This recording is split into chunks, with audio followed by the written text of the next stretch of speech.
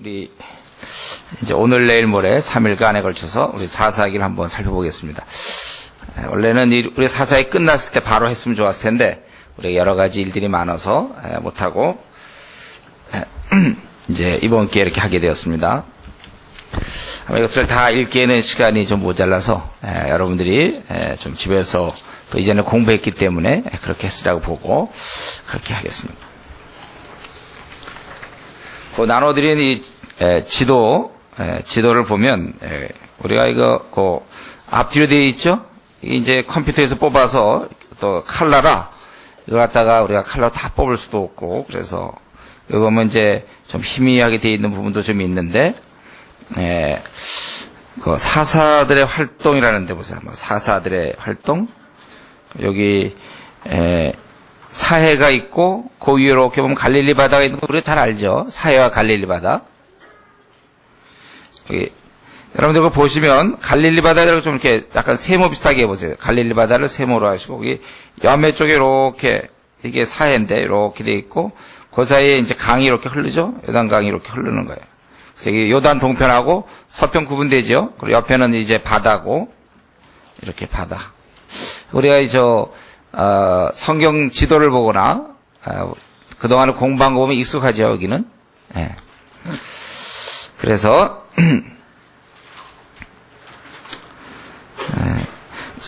좀 보고 계세요? 사사들의 활동? 보고 계시죠? 네, 옆에 보면은 우리가 기본적으로 알아야 될 게 이제 모압이 옆에 있어요. 모압. 그리고 밑에가 에돔이 있고 미디안은 이제 미디안 아멜렉인데 그것은 이제 이 밑으로도 전체적으로 좀 퍼져 있습니다. 퍼져 있고 그리고 북쪽으로 이제 아람 족속들이 북쪽에 있고 그래서 우리가 아는 대로 그 이제 온니엘이라는 사람은 이제 북쪽에 있는 그 아람 족속하고 싸우게 되는 거예요. 밑에서부터 쭉 올라가서 그 게데스라는 데서 거기 보니까 납달리 지파 그 밑에 게데스라고 있죠. 거기서 이제 온니엘은 저 북쪽의 아람 지파인데 그들과 이제 밑에서 올라가 가지고 싸우고 있고 그다음에 요 암몬과 싸웠던 사람이 이제 입다죠. 예, 입다인데 그 싸움이 요단 동편에서 싸워지는 거예요. 입다. 그러니까 우리가 아는 대로 이스라엘 주변의 나라들과 다 한 나라씩 다 한 번씩 싸워요. 그래서 암몬과는 입다가 싸운다는 걸 알겠고 모압과 싸운 것이 누굽니까? 유명한 에훗. 그렇죠? 에훗은 이제 모압과 싸우는 거예요. 모압.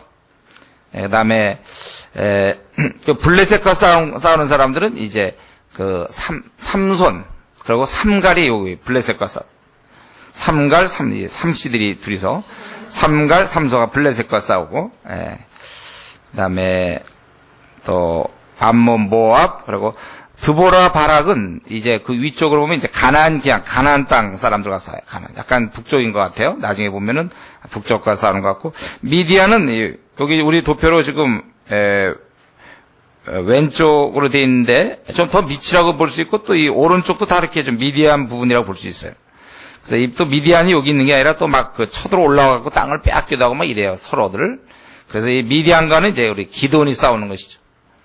기드온. 그러니까 대충 이 주변 사람들과 싸우는 걸 알겠죠. 그래서 온니엘은 북쪽의 아람 족속과 싸우게 되고, 그 다음에 에훗은 모압과 싸우게 되고, 그 다음에 그 암몬하고는 입다가 싸우는데 그것은 요단 동편 쪽에서 싸워. 요단 동편이 이제 길르앗 지방이 되는 거야. 길르앗. 그럼 성경에 많이 나오는 길르앗은 이제로는 암몬, 모압 요런 쪽이 이제 길르앗, 암몬 요런 여기서 길르앗입니다. 그 길르앗 쪽에서 이제 입다가 싸우게 되고 드보라 바락은 저쪽 위로 올라가 가지고 이제 또 가나안 사람들과 싸우게 되는 것이고 기드온은 미디안 사람들 그렇게 싸운다. 그리고 삼갈이나 삼손은 이제 블레셋 사람과 싸우는 것이다. 그래서 이 주변 나라들과 계속 이 사사들이 이제 싸우는 것입니다. 여기까지만 좀 말씀드리고, 그리고 우리 이제 보도록 하겠습니다.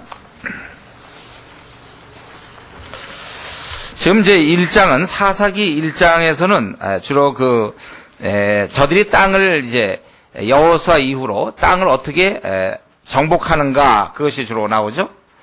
근데 이제 이 1장 전체의 특징은 우리가 살펴본 대로 뭐 제대로 성공을 한 게 별로 없습니다. 부분적으로 성공했지, 실패했다. 그래서 우리가 1장 땅 정복 기사는 주로 실패했다는 것을 여러분들이 염두에 두시면 됩니다. 아, 실패했구나, 주로.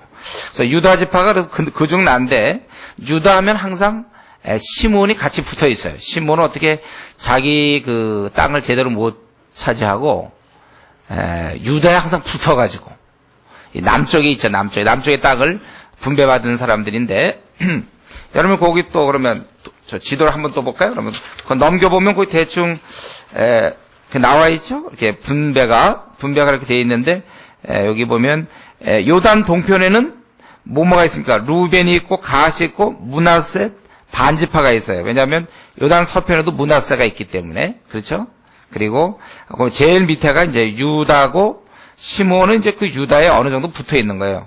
유다의 영역 안에 시몬이 따로 이렇게 독자들이 있는 게 아니라 그냥 붙어 있는 것이고, 그 다음에 이제 베냐민, 단이 이쪽에 있습니다. 나중에 단 보면, 에브라임이 이제 아주 북왕국 쪽에서는 가장 그 힘 있는 에브라임, 그리고 이제 므낫셋, 다음에 이사갈, 스불론, 납달리, 아셀, 저 위쪽에 뭐 별로 중요치 않은 곳에 이렇게 가 있고, 그리고 아셀 옆에 이렇게 보면 단이라고 되어 있죠. 라이스. 나중에 단이 자기들 땅이 좀 좁으니까 그쪽에 하나 더 이렇게 마련한 겁니다. 나중에 우리 나와요, 성경이. 이렇게 해서. 그렇게 되고, 이제 요단 동편에는 므낫세 반지파와 갓과 루벤 지파가 있다. 이렇게 알면 되겠는데요. 바로 이 유다가 이제 이 땅을 정복할 때 시몬은 이제 같이 다니는 것입니다. 그래서 거기 3절에 유다가 그 형제 시므온에게 이르되 나의 제비 뽑아 얻은 땅에 나와 함께 올라가서 가나안 사람과 싸우자. 이렇게. 그래서 거기에 싸워서 아도니 베색 6절에 보면 그를 이제 잡아서 수족의 엄지발가락을 끊음에 아도니 베색이 자기가 옛날에 그렇게 했다는 거예요. 우리는 이런 걸 볼 때 이 싸움의 성격이 하나님이 이제 심판한다는 것을 우리는 이것을 통해서 알 수 있습니다. 그래서 그의 입으로 얘기하기를 하나님이 나의 행한 대로 내게 갚으심이로다. 그 7절 중간에 보면 그렇게 되어 있죠. 그러나 이제 유다가 이쪽 저쪽 거기서 이제 또 갈렙은 특별히 자신이 그런 땅을 잘 취했고, 그런 유다 전체적으로는 부분적으로밖에 안 된 것이 19절에 보면 거기에 산지에 보면 철병거가 있었어요. 그래서 그들을 쫓아내지 못하였으며, 그러니까 이들이 어느 정도는 하지만 거기서 이 철병거가 있으므로 저들이 잘 못 쫓아냈다. 그럼에도 불구하고 갈렙은 이들을 오히려 그 안악자수들이지만은 그것을 잘 쫓아냈다. 이렇게 믿음의 인물이 일반 사람과 다른 모습을 보여주고, 그 다음부터 시작되는 다른 지파, 베냐민, 요셉, 또 므낫셋, 에브라임, 스불론, 아셀, 납달리, 단. 요셉은 아마 왜 그때 므낫셋과 에브라임으로 나눠지는데 특별히 한 번도 기록되어 있는지 잘 모르겠습니다. 22절에 보는 요셉. 그래서 여기 있는 모든 지파들은 다 실패했고, 요셉 지파가 그래도 조금 어느 정도 성공한 듯 하지만 거기도 보면 이제 한 가족을 살려주는 모습을 보여주고, 그 다음 므낫세가 실패하고 에브라임이 실패하고 스불론이 실패하고, 실패라는 건 뭐냐면 함께 거했다는 거예요. 저들과 쫓아내지 못하고 함께 거하고, 다 함께 거했다, 함께 거했다. 아셀, 납달리, 단. 근데 이제 그 중에 제일 재밌는 것은 단 같은 경우에는 함께 거하는 게 아니라 오히려 그들에게 쫓겨나가는. 그래서 34절에 보면 아모리 사람이 단 자손을 산지로 쫓아들이고 골짜기에 내려오기를 용납지 아니했다. 오히려 정보원커녕 이제 못 내려오는 그러한 모습도. 그러니까 이것이 1장 기사는 뭐냐면 저들이 실패했다 그거예요. 제대로 못했다는 거예요. 이에 대해서 오늘 여기서 살펴보면 이제 지파 중에 이사갈이 빠지는데, 그건 왜 여기 기록이 안 되어 있는지 잘 모르겠어요. 왜 하나님께서 이들을 다 쫓아내려고 하셨는가? 이제 우리 사사기 전체를 보면 이들은 이제 그들과 동화되면 죄를 범해요. 그렇기 때문에 아예 죄의 근거를 없애는 겁니다. 죄의 근거를 없애려고. 그래서 타락하지 않도록. 그리고 왜 이들을 다 멸망시켜야 되냐면 하나님의 공의가 드러나야 되거든. 이들은 너무나 나쁜 사람들이었기 때문에. 근데 이들은 이제 철저히 지키지 아니했다는 거예요. 개인적으로 또 지파 중에 어떤 한 가족이 이렇게 할 수는 있었지만 적당한 선에서 타협했고 힘이 있을 때도 멸망시키지 않고 사역을 오히려 힘이 있으면 사역을 시켰던 것입니다. 이들은 기껏 홍해바다를 가르고 광야를 통과해서 요단강을 건너고 여리고성을 이렇게 돌아서 쓰러뜨리고 정복한 대단한 민족이었지만 1장을 보니까 결국은 이방인과 같이 사는 것으로 끝납니다. 그래서 결국 이들에게 가시가 되고 더 나아가서 재앙을 이제 몰고 오는 것입니다. 저들을 없애지 못했기 때문에 대신 이스라엘이 저들에 의해서 멸망당하는 것입니다. 종교적으로 타락됨으로 말하면 멸망당하는 거예요. 그래서 우리가 죄에 대해서도 늘 제가 얘기하죠. 우리가 죄를 물리치지 못하면 그 죄가 나를 쓰러뜨리게 돼 있어요. 내가 이기느냐 지냐지 중립은 없다. 그래서 교회 내 미증은한 신자들은 자기가 중립이라고 생각하지만 그게 이미 진 거라고 제가 늘 얘기했죠. 그건 진 거예요. 불순종은 본인에게 결국은 불이익을 가져오게 되는 것입니다. 그래서 오늘날도 이 싸움은 계속 재현되고 있어요. 그리스도인들이 세상을 이기는가 아니면 타협하는가. 우리가 주만 온전히 따르는가 아니면 주님도 따르지만 세상도 따르는가. 늘 이 싸움입니다. 우리는 어디쯤 와 있는지, 우리가 이들을 쫓아내지 못하는 모습 보면서 답답해 한다면, 그렇다면 자신은 과연 그러면 다 쫓아내고 있는가? 나는 완전히 하나님 앞에 내 삶을 드리고 있는가? 타협한 신자는 이제 그것으로 그의 생은 시간이 지남에 따라 점점 안 좋아질 것입니다. 그나마 지금이 괜찮지. 이제 타협하기 시작한 사람들은 시간이 가면 갈수록 우리 이스라엘의 그 모습을 보면 처음에 그래도 괜찮지만 나중 점점 되면 결국 완전히 하나님을 떠나게 되는 이제 그러한 모습을 볼 수 있습니다. 이들의 타협에 대해서 1절부터 2장 1절부터 3절까지 하나님의 사자가 경고해요. 너희가 그렇게 해라 그랬는데 너희가 이제는 저들이 쫓아내지 아니하리니 이제 너희 옆구리에 가시가 되고 올무가 된다. 이렇게 얘기하니까 4절 5절에 보면 이제 그들이 울고 있지 않습니까? 그래서 그게 원래 복임, 이 복임이라는 것은 우는 자인데 저들이 못 쫓아내고 하나님이 쫓아내라고 했지만 저들은 쫓아내지 않고 타협했고 그래서 하나님이 이제 너희들에게 올무가 되고 가시가 된다 했더니 또 우는 거예요. 자, 그러면 자기들 쫓아내면 되는데 울어. 이 하나님의 말씀에 대해서 불순종한 것에 대해서는 반응이 없던 그들이 자신들에 대해서 불길한 예언을 하게 되자 아주 소리 높여서 울어서 바로 그게 복임이라고 해서 복임. 항상 인간은 가만 보면 자기가 항상 중심이 돼요. 그래서 그 전까지 하나님 불순종해서 하나님 마음 아프게 생각 안 하고 자기 마음이 아픈 거 그거에 대해서는 이제 우는 거예요. 자신들이 하나님을 불순종해서 하나님 마음을 얼마나 아프게 했을까. 이런 면에서 슬퍼하지는 아니하고 이제 자기들에게 이런 이제 불이익이 돌아온다. 그 얘기를 듣고 온 사람들이 아주 소리를 높여 울었어요. 그래서 그게 복임이란 말이에요. 이것은 이제 우리가 바로 우리에게 늘 생각할 문제죠. 우리 인간들의 원래 기본적인 모습이 항상 자기 중심이에요. 어떻게든지 손해 안 보려고 그럽니다. 신앙생활 아무리 10년, 20년 해도 언제나 자기는 손해 안 보려고 그래. 아니 생각은 있죠. 생각은 나는 주를 위해서 이웃을 위해서 내가 살겠다. 그러나 그것이 이제 막상 생각은 그건데 막상 행동으로 나올 때는 여전히 자기 거야 항상 뭐 어디 가서 돈 안 쓰려고 그러고 또 어디 가서 항상 자기 거 챙기려고 그러고 자기는 시간적인 손해 절대 안 보려고 그러고 자기 앞날에 조금이라도 만약에 조금이라도 마이너스 될 것 같으면 뭐 예배고 뭐 성도 간의 교제가 없어. 항상 자기 중심으로 가 있는 머릿속에는 그래도 하나님을 우리가 위해 산다고 하지만 가보면 자기 거 챙기는 거 보면 아주 선수가 있단 말이에요. 근데 자기가 그거 선수인 거를 본인은 모르고 있어요. 자기도 늘 머릿속에 왜냐하면 하나님 우리가 그리스도인은 하나님을 위해서 산다고 그러잖아요. 남을 위해서 살고 우리 자신을 이제 희생한다. 그게 머릿속에 돼 있단 말이죠. 근데 자기 행동을 하면 이거 누가 이렇게 저렇게 찍는 거 있잖아요. 동영상 한번 쫙 찍어주면 좋겠어. 자기가 그렇게 할 때 그 순간에 제가 희생을 할 순간에 뭐라 그러냐면 어떻게 빠져나오는지 이런 모습을 계속 좀 비디오로 이렇게 찍어주면 참 좋을 텐데 그렇게 안 돼 있어요. 그래서 뭐 신앙생활 벌써 3년, 5년 하고 뭐 어떤 경우 캠퍼스 리더들 해도 막상 이제 그냥 일반 우리가 뭐 하루에 한 100가지 일이 벌어진다고 합시다. 그러면 90몇 가지는 항상 자기 중심으로 모든 걸 다 처리해요. 절대 손해 안 봅니다. 아주 철저한 자기 중심.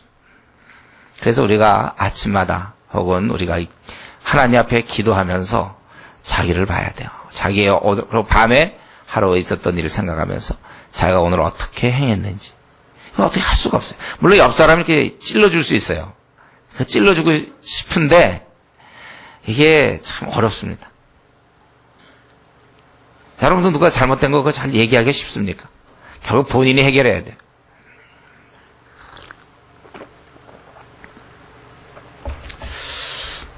이들은 하나님께 자기들이 하나님 그렇게 은혜 베푸신 하나님의 마음을 아프게 한 건 절대로 생각 안 하고 그리고 자기들에게 있어서 이렇게 되게 돼서 아주 크게 울었던 소리를 높여 울었다.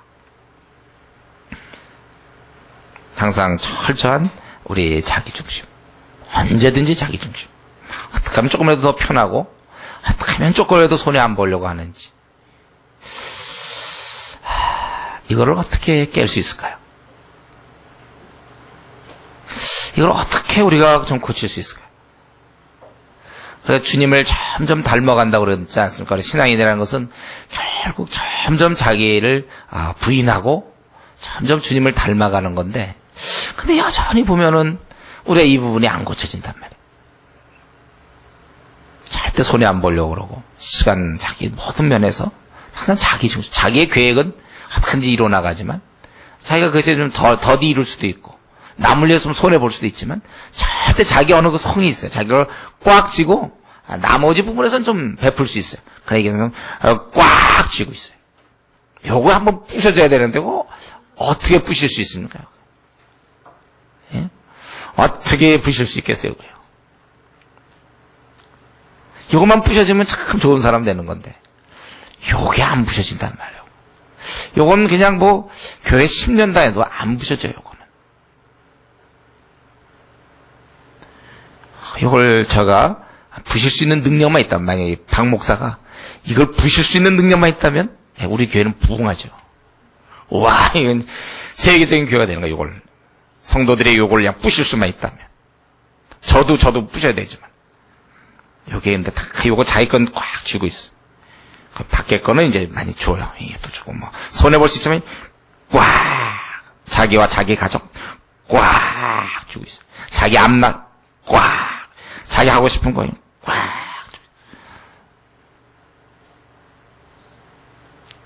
요걸 어떻게 부실 수 있을까요? 그 제가 늘 얘기하는 것처럼 엉엉 한번 울어야 된다고 그랬죠. 하나님 앞에서.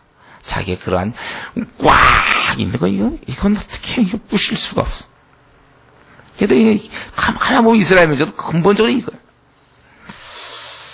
그래서 우리가 정말 많이 눈물을 흘려야 되고 많이 울면서 하나님 그래서 우리가 예수님 믿을 때 자기를 복종시켜야 되고 요거만 죽어지면 되는데 때때로 교계 지도자라는 사람도 이건 그대로 살아있고 그래서 저기 카리스마가 있어 사람들을 쫙쫙 끌어올려 요게 살아있기 때문에 그런 사람 가까이 가면 힘들어 살아있으니까 이거를 어떻게 죽일 수 있겠는가 저와 여러분 아주 숙제입니다 이거.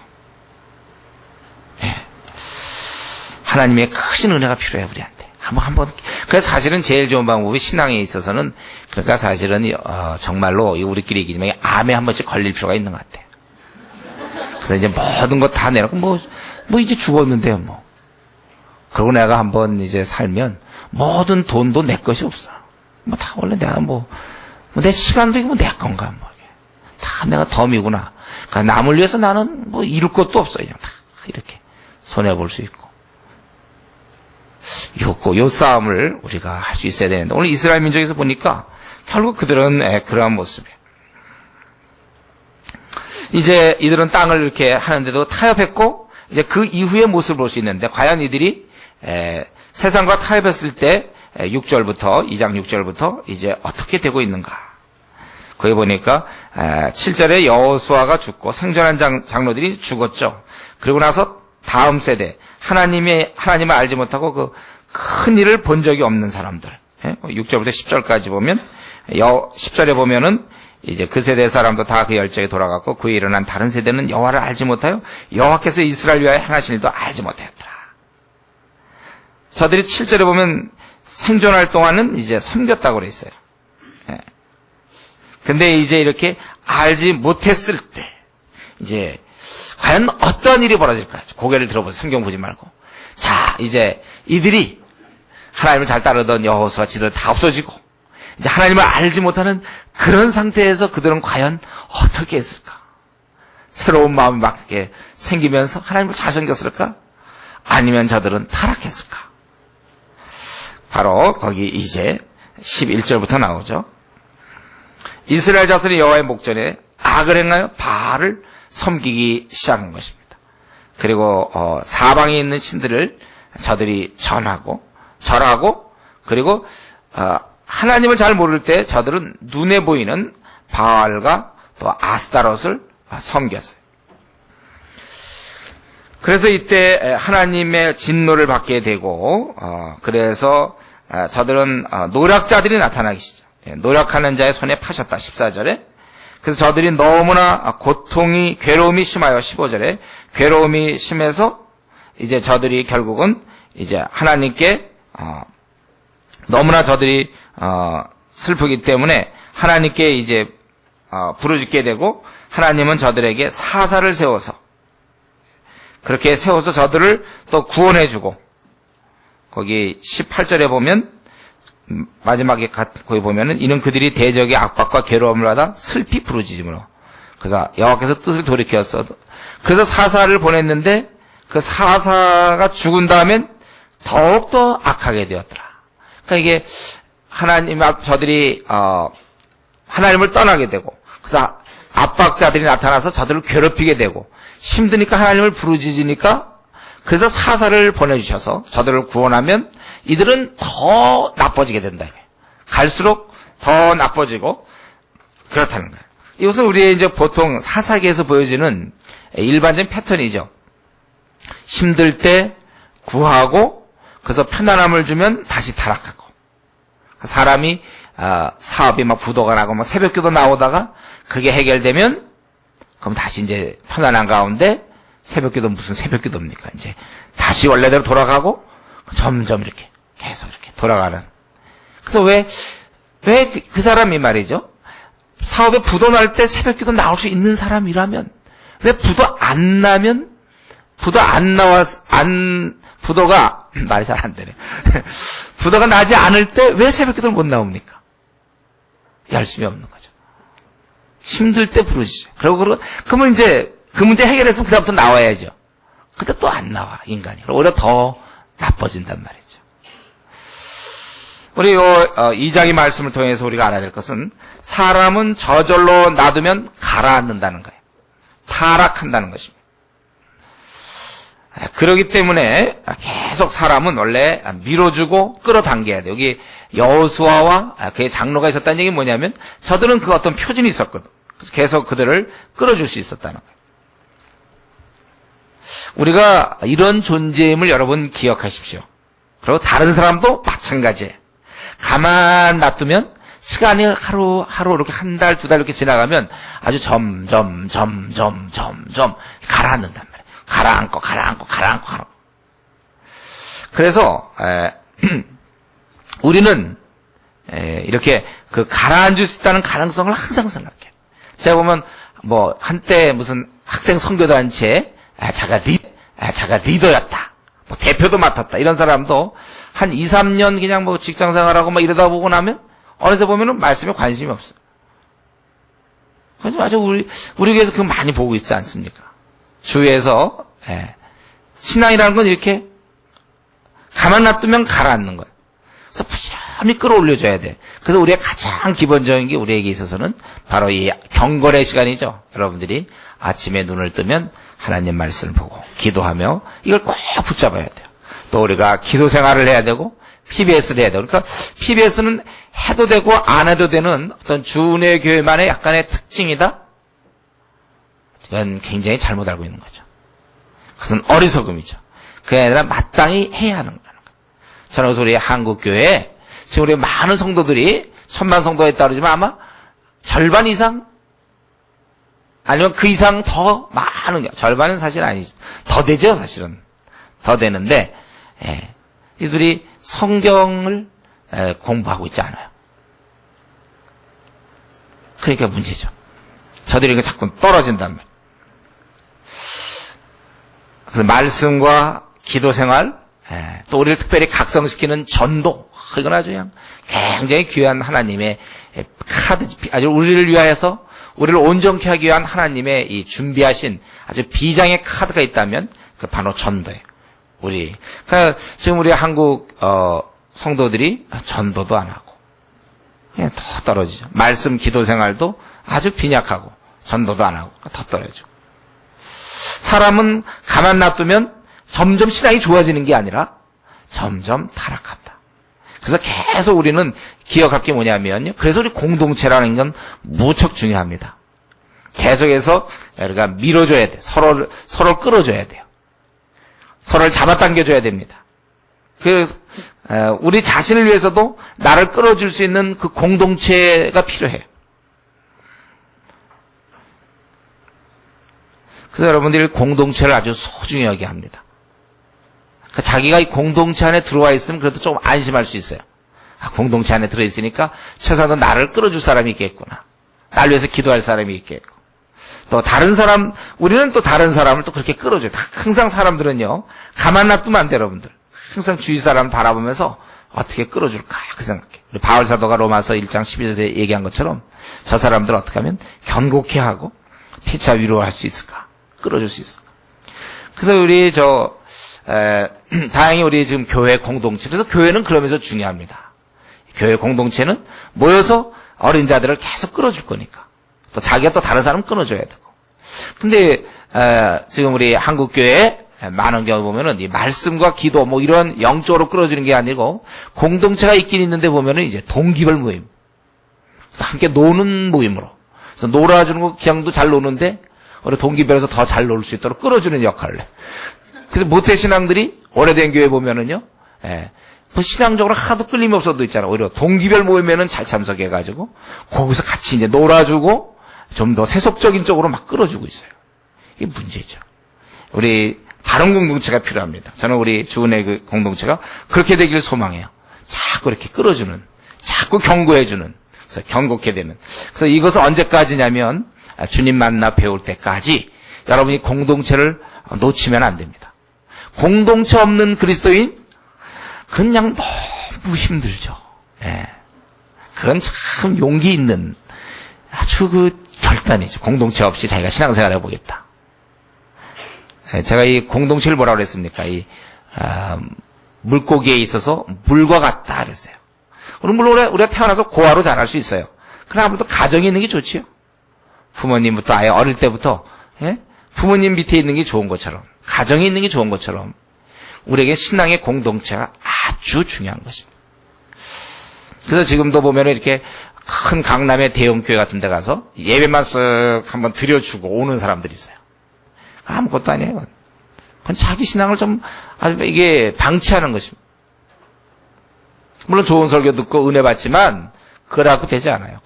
우리는 공동체가 있어야 돼. 자기를 책임져 줄 수 있는 공동체. 저절로 놔두면 우리는 저절로 타락하게 돼 있다는 거예요. 이 하나님 말씀에 불순종했던 그 이스라엘은 결국은 그 고통이라는 그러한 열매로 저들이 이제 교통이라는 열매를 얻게 되는 것이죠. 그래서 압박과 괴롭게 함을 통해서 슬피 부르짖어요. 본인들이 그렇게 해놓고서 본인들이 타협해갖고 오면 자기가 힘들어한단 말이에요. 오늘날도 마찬가지예요. 우리 미지근한 신앙을 가졌을 때 하나님께 내 자신을 드리지 않고 때가 되면 나도 헌신해야지 하고 내가 자꾸 세상과 짝하려고 하는 사람들 보면 그럼 결국은 그런 경우 보면은 스스로 평안이 없지 않습니까? 얼굴도 밝지 않고 우울하고 평안도 없고 열매도 없어요. 사는 의미도 없고 보람도 없고 만족도 없습니다. 비전도 없습니다. 주를 위해서 뭐 할 그런 비전도 없는 거예요. 대신 이제 항상 그 죄책감만 있고 그런 건 없고 있는 거는 죄책감 아니면 세상을 향한 욕심 어떤 방탕함 이런 것들만 이제 갖게 되는 것이죠. 그 본인의 손해예요. 본인이 이렇게 택한 것입니다. 우리는 이 3장에 들어가기 전에 우리 여호수아와 그 함께하던 그 생존했던 그 장로들 이런 사람에 의해서 그들이 있을 동안에는 저들이 여호와를 섬겼고 그리고 그들이 돌아간 이후에는 저들이 떠났다는 것을 볼 때 중요한 건 뭡니까? 하나님을 섬기는 사람, 하나님의 사람이 있는가 없는가가 이스라엘 백성의 신앙을 좌우했다는 것입니다. 그래서 우리 사람은 이 지도자의 영향을 받게 되어 있어요. 오늘날 우리가 일단은 하나님 말씀이 우리를 이끌어가고 있죠. 우리 하나님 말씀에 순종해야 될 것이고 이 여호수아와 그렇게 장로들 하나님이 그걸 보고 신앙을 견고히 가진 사람이 있으므로 이스라엘 민족이 타락하지 않고 하나님을 섬긴 걸 볼 때 바로 이러한 지도자의 영향이 아주 크기 때문에 그래서 우리에게 필요한 건 뭡니까? 우리가 이 시대의 지도자가 되어야 된다는 거예요. 우리가 살아있는 한 한국은 타락하지 않는다. 한국은 소망이 있다는 거예요. 우리가 있는 한. 내가 정말 하나님을 잘 섬기고 우리가 지도자로서 나에 의해서 내가 이제 어느 회사를 가거나 또 앞으로 내가 어디를 가거나 나에 의해서 이 시대는 소망이 있어야 된다는 거예요. 한번 자기 자신을 지금 대입해 보십시오. 지금 나 때문에 서울이 좀 소망이 있습니까? 나 때문에 우리 회사는 소망이 있는 것입니까? 나 때문에 한국 교회에는 소망이 있습니까? 여러분 어떻게 한번 생각하세요. 나 때문에 한국 교회는 소망이 있는가?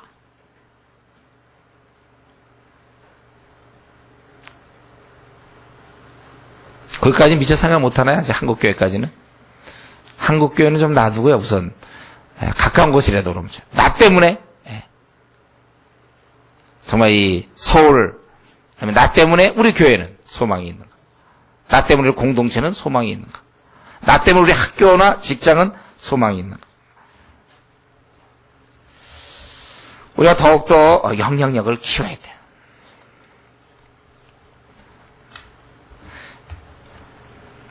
이런 가운데 지금 있는 것입니다. 이들이 이제 청정치 않고 또 그래서 하나님께서 저들을 이제 벌을 주고 힘들면 또 간구하게 되고 사사 보내면 더 타락하고 이제 그래서 이제 본격적으로 3장에 보면은 이제 저들의 이러한 삶 속에 이제 새로이 등장하는 이제 사사가 나오기 시작하죠.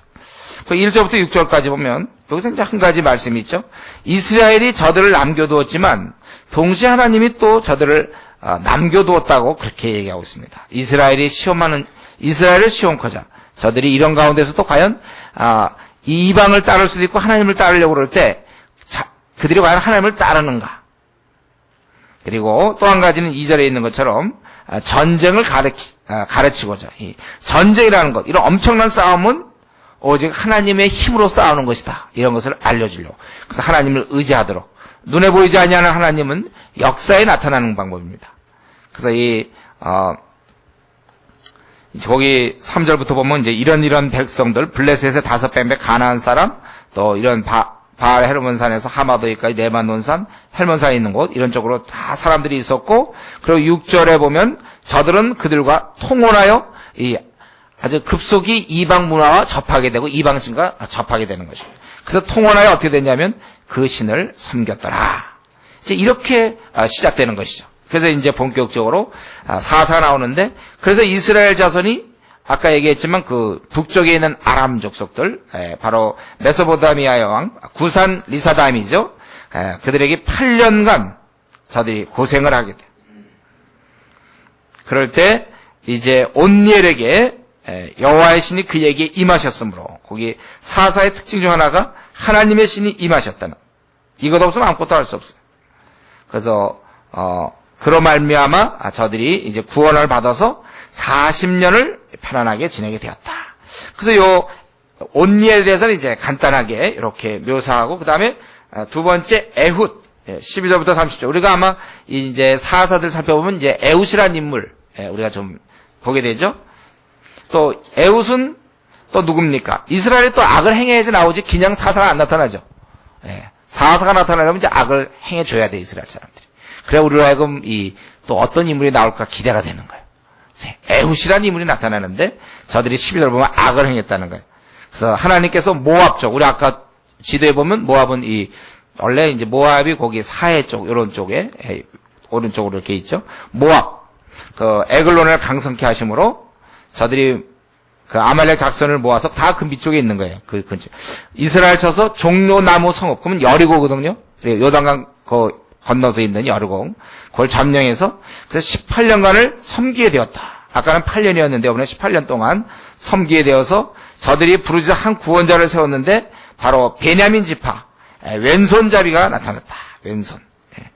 그가 이제 왼손잡이더라 이렇게 나와 있죠. 그래서 에훗이 뭐를 좀 썼습니다. 그래서 곡물을 바치러 갔다가 거기서 얘기하지 않고 나갔다 다시 급하게 들어와 가지고는 문 잠그고 그를 이제 결국 그 왕을 죽이게 되었다. 그러고서는 이제 다시 현관에 나와서 다락문들을 닫아 잠기고, 그리고 에훗은 이제 밖으로 도망가는 사이에 신하들은 그가 이제 왕이 다락방에서 발을 가려온다. 이거 휴식을 취하고 있는 것이죠. 휴식을 취하고 있나 보다. 근데 아무리 해봐도 안 되거든. 그래서 이제 보니까 주가 이미 죽었다. 그런데 그런 기다리는 동안에 에훗은 피하여서 에브라임 산지에서 나팔을 불며 이스라엘이 앞서가며 또 나를 따르라 하나님께서 대적을 너에게 붙였다. 그래서 요단강 나루터에서 지켜갖고 모압 용사 1만 명을 죽였다는 거예요. 그래갖고 무려 80년 동안 태평하였다. 그리고 이제 그 잠깐 나오는데 그 삼갈이 또 사사로 있어갖고 소모는 막대기로 600명을 죽였고, 주로 이 블레셋을 이렇게 싸우던 사사들은 좀 힘들이 세고 주로 맞아 죽거나 블레셋 사람들이 주로 그래 보면. 또 이때는 소모는 막대기지만 이제는 보면 삼손한테 턱뼈로 맞아 죽지 않습니까? 주로 블레셋 사람들 어떻게 좀 세게 맞아 죽어요. 주로 이렇게 삼갈이라는 사람은 하여튼 그래서 이스라엘을 구했다. 여기까지죠. 우리 여기서 보면 에훗이라는 경우에 보면은 에훗은 개교를 쓰고 아주 용감해요. 아주 특이한 열심을 갖고 있어요. 그가 어떻게 왕한테 가갖고 단독 칼을 숨겨가지고 말이죠. 싹 그걸 갈 생각을 했는지. 여러분 같으면 하겠습니까? 칼 숨겨갖고 싹 들어가가지고 그 적들이 쫙 있는데 거기서 찔러 죽이고 어떻게 나오고 말이야. 문 잠그다 혹시 걸리면 어떡하려고. 그거 어떻게 하여튼 묘하게 말이죠. 여기서 보면은 그 에훗의 용감성에 대해서 우리가 관심을 가져서는 안 되고 사실은 하나님의 돕는 손길이죠. 칼 숨겼는데도 걸리지 않는 것. 그거 어떻게 또 우연히 걸릴 수도 있지 않습니까? 잘 되고 또 왕을 순순히 잘 죽였고 또 걸리지 않게 하고 도망간 거. 그때 문을 잠고 나갔는데 그때 어떻게 보초라든가 누가 아무 얘기도 안 하고 말이죠. 나가고 그 다음에 신하들은 그러고 빨리 문 열으면 될 텐데 오래 기다리고 있어요. 신하들은 멍청하게 발을 가리나 보다. 그래서 이제 기다리다. 그래서 시간을 준 거죠. 또 에훗은 이제 거기 올라서 나팔을 부르며 이스라엘 자손이 산지에서 그를 따라 내려오니. 이때 혹시 막 나팔을 불었는데 아무도 안 나타나면 어떡할 뻔했습니까? 다 온다든가 이런 거. 그리고 그래서 이제 전쟁이 시작됐는데 오히려 지면. 전쟁해갖고 에훗이 만약에 모압 이쪽 사람들한테 지면 어떻게 되겠습니까? 1만 명 정도 이들은 용사들인데. 여기 29절에 보면 모압 사람 1만 명가를 죽여서 다 역사의 용사라. 이스라엘은 무슨 힘이나 있었습니까? 근데 어떻게 이걸 다 이겨냈는지. 전쟁에서 승리하는 것. 우리는 이런 걸 통해서 사사들의 그런 활동을 보면 그 배후에는 하나님의 그런 일하시는 모습이 쫙 나오는 거예요. 하나님께서 일하시는 것입니다.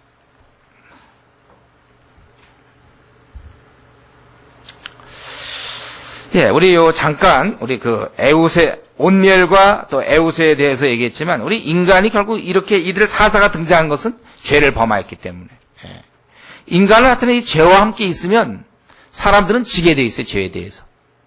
이들은 비록 전쟁을 승리했지만 죄에 대해서는 진 사람들이에요. 그래서 우리가 이 죄와는 가능하면 떨어져 있어야 돼요. 그래서 복 있는 사람은 악인의 일에 들어서는 거예요. 악인과 함께 있는 게 그 자리에 있는 것이 아니다. 우리 그 시편에 보면은 뭐라 하나 있습니까? 우리 복 있는 사람들의 모습을 얘기할 때 아예 죄인의 길에 서지 않는다고 그랬잖아요. 또 악인의 길, 오만한 자의 자리에 앉지 않는다고 되어 있습니다. 1장, 시편 1편에 보면 복 있는 사람은 악인의 꾀를 쫓지 않으면 죄인의 길에 서지 아니하며 오만한 자의 자리에 앉지도 않는다고 그랬어요. 아예 그냥 멀리하는 게 지혜입니다. 괜히 어울리면서 죄를 안 지려고 그런다? 그건 안 돼요. 우리가 전도의 목적 이외에는 우리가 믿지 아니한 자들과 함께 어울려서는 반드시 떨어지게 돼 있어요. 그렇기 때문에 우리가 불신자의 결혼을 우려하고 걱정하는 이유는 본인은 이제 어떻게 해본다고 그러지만은 그렇게 잘 안 돼 있단 말이에요. 그래서 우리가 죄와 붙여놓으면 원래 우리 안에 죄를 지으려는 속성이 있는데 간신히 정말 우리가 이렇게 버티고 있는 중인데 그러니까 1대1로 싸우고 있는데 안 믿는 사람은 뭐예요? 우리 안에 그 두 개가 있다면 하나는 주를 따르는 거고 하나는 주를 안 따르는 건데 불신자는 두 개가 다 주를 안 따르는 거란 말이에요. 그러니까 만나면 3대1로 우리가 지게 돼 있어요. 그런 사람이 불신자가 5명이다? 그러면 우리가 안 되게 돼 있어요. 그래서 우리가 내가 신앙이 떨어질 수 있는 그러한 환경이 있다면 환경을 피해야 될 것이고 그러한 친구가 있다면 우리가 친구와 거리를 둬야 돼요. 자기를 위해서. 뭐 그 사람과 우리가 무슨 인사를 안 한다거나 뭐 얘기를 안 한다 그런 뜻이 아니죠. 같이 어울려서 함께 세상적으로 즐기는 것. 그러면 아무도 그 가치관을 가치관의 영향을 받게 돼 있고 그래서 우리가 친구를 조심해야 되고 그다음에 자기가 죄를 지을 수 있는 환경이 있는가 찾아보십시오. 환경이 있는가. 내 요런 환경 때문에 내가 죄를 짓는다. 그런 환경을 여러분들이 어떻게 하든지 마련하지 않아야 돼요. 그런 환경을 조성하지 않도록 노력하셔야 됩니다.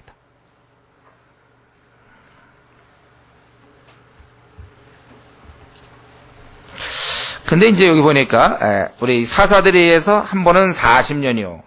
그 다음에는 이제 또 80년이요. 이렇게 돼 있는데요. 사사들이 이스라엘을 이렇게 그 당시에 구원하는 데는 성공했지만 그 구원함을 계속 유지하는 데는 실패했어요.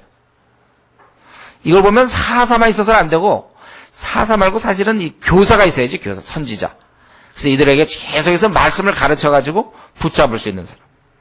이런 항구적인 조처가 필요한데 그것이 바로 가르침이라는 거예요. 그래서 우리가 일생 PBS 해야 된다는 얘기가 그겁니다. 우리가 일생 화이트타임, 경건의 시간을 계속 가져야 되고 우리가 이렇게 수예배도 드리고 또 주일 예배도 드리고 하여튼 어떻게든지 이렇게 애를 쓰는 것. 그래서 우리가 일생 가야 되는 거예요. 일생. 아무도 자기를 믿으시면 안 됩니다.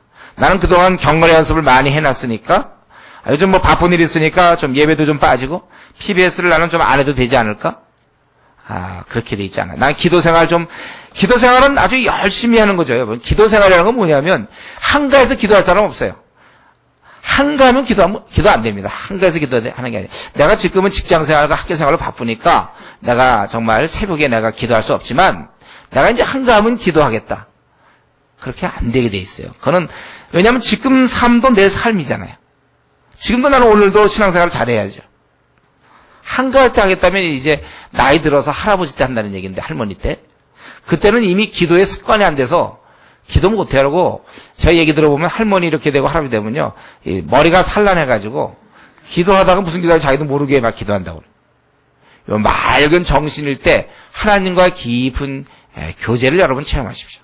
왜 이렇게 맑은 정신일 때는 놔두고 나중에 꼭 생에 이제 생을 다 허비하고 늙어갖고 어떻게 보면 쓸모없는 시간대 그때는 왜 하나님과 교제하려고 합니까? 그러니까 이거죠. 뭐 내가 어떤 사랑하는 사람이 있으면 젊을 때는 사귀지도 않고 결혼도 안 하고 가만히 있다가 마지막 한 70쯤 돼갖고 그때 결혼하려고 하는 그 좋은 생은 다 얼룩하고 꼭 70살 넘어서 이제 환갑 진갑 지난 다음에 우리 결혼합시다 해서 그럴 필요 뭐 있어요. 지금 서로 막 너무 좋아하는데? 예. 우리 하나님과의 여러분, 그런 관계. 기도 생활에 지금 힘써야 되는 거예요. 하나님과 늘 관계가. 제가 보니까 이 사사들의 모습을 보면, 그들이 그 하나님의 정말 역사로 이스라엘을 그 대적의 무리에서 구원은 시켰는데 그걸 유지하는 면에 있어서는 그 당대로 끝나고 마는 그런 모습을 봅니다. 이걸 항구적으로 지속적으로 하려면 계속해서 말씀이 들어가야 돼. 그래서 오늘날 우리가 내 신앙이 이렇게 좀 요동하는 사람이 있습니까? 어느 날 좋았다가 나빴다가 좋았다가. 그러면 자기 자신을 생각해보세요. 꾸준한 기도 시간과 꾸준한 성경을 상고하는 시간이 있는가? 결국 그 사람이 이랬다 저랬다 막 그런 것은 결국 그가 꾸준하게 하나님 말씀을 보고 기도 생활을 하느냐 하지 않느냐로 결정되는 것입니다.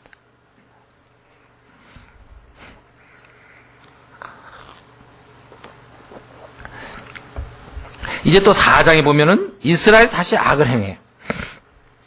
4장에서 우리 드보라, 이제 바락이 나오죠. 드보라, 바락.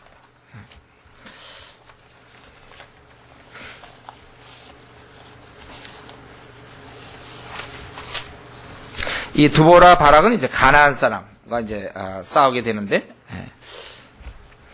좀 위쪽에서 싸우게 되죠, 이 사람들은요. 이스라엘의 그 상황이 이스라엘의 악을 행하고 가나안 왕이 이스라엘을 학대해서 20년간. 그래서 이스라엘이 너무 고통스러우니까 부르짖게 됩니다. 그래서 이스라엘의 구원자가 4절부터 이제 여선지자 드보라가 나타나는데 그는 이 전쟁에서 이길 수 없는 사람. 그래서 이제 바락이 나타나죠, 바락. 그리고 바락이 이제 싸우게 되는 것입니다. 그럴 때 예언이 하나 있는데 바락에 이제 내가 너와 함께 가긴 가겠지만 9절에 보면 바락이 뭐라고 그러냐면 당신이 같이 안 가면 나 안 가겠다고 그랬어요. 그러니까 내가 가긴 가는데 이번에는 이제 시스라를 여인의 손에 팔 것이다. 우리는 성경을 보다 보면 이런 중간중간 이런 부분들이 있죠. 우리 인간으로서는 할 수 없는 일들, 하나님이 하실 수 있는 이런 걸 미리 알고 있잖아요. 그건 여인에게 판다. 이렇게. 그런 어떤 그 연계가 있단 말이에요. 그런 아주 깊은 세계들이 있어요. 우리가 이런 거 사는 날 동안 이런 부분에 많이 들어갈 수 있어야 돼요. 우리도 깊은 부분을 경험해야 되겠는데. 그래서 이제 시스라를 여인의 손에 판다. 그래서 약속 정말 예언대로 11절부터 16절까지 보면 이제 거기 10절에 보면 그 게데스로 부르니 스불론과 납달리를 게데스에 부르니 그들이 쳐들어온 게 그 위쪽으로 쳐들어온 것 같아요. 그래서 게데스가 그 호숫가 근처에 이제 가까운 데 있거든요. 게데스 우리 그럴 때 그 스불론 납달리가 다 그쪽 지파들 아닙니까? 그러니까 아무도 자기 지파에 오니까 이제 싸우게 되는 것이죠. 그래서 저들을 갖다가 1만 명을 거느리고 그들을 격파하게 되는 거예요. 시스라 군대를 격파해요.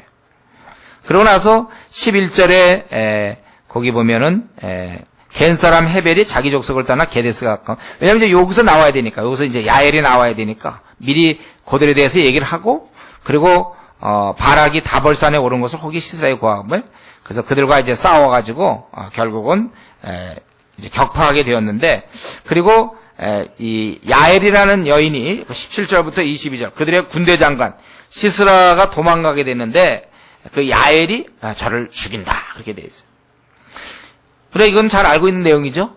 야엘이 그 시스라를 죽였다. 거기 장막에 들어가는 야엘이 이불을 덮고 청원에게 물을 조금 마시라 할 때 그는 그에게 젖부대려 그에게 마시고 우유를 마셨어요. 그렇죠?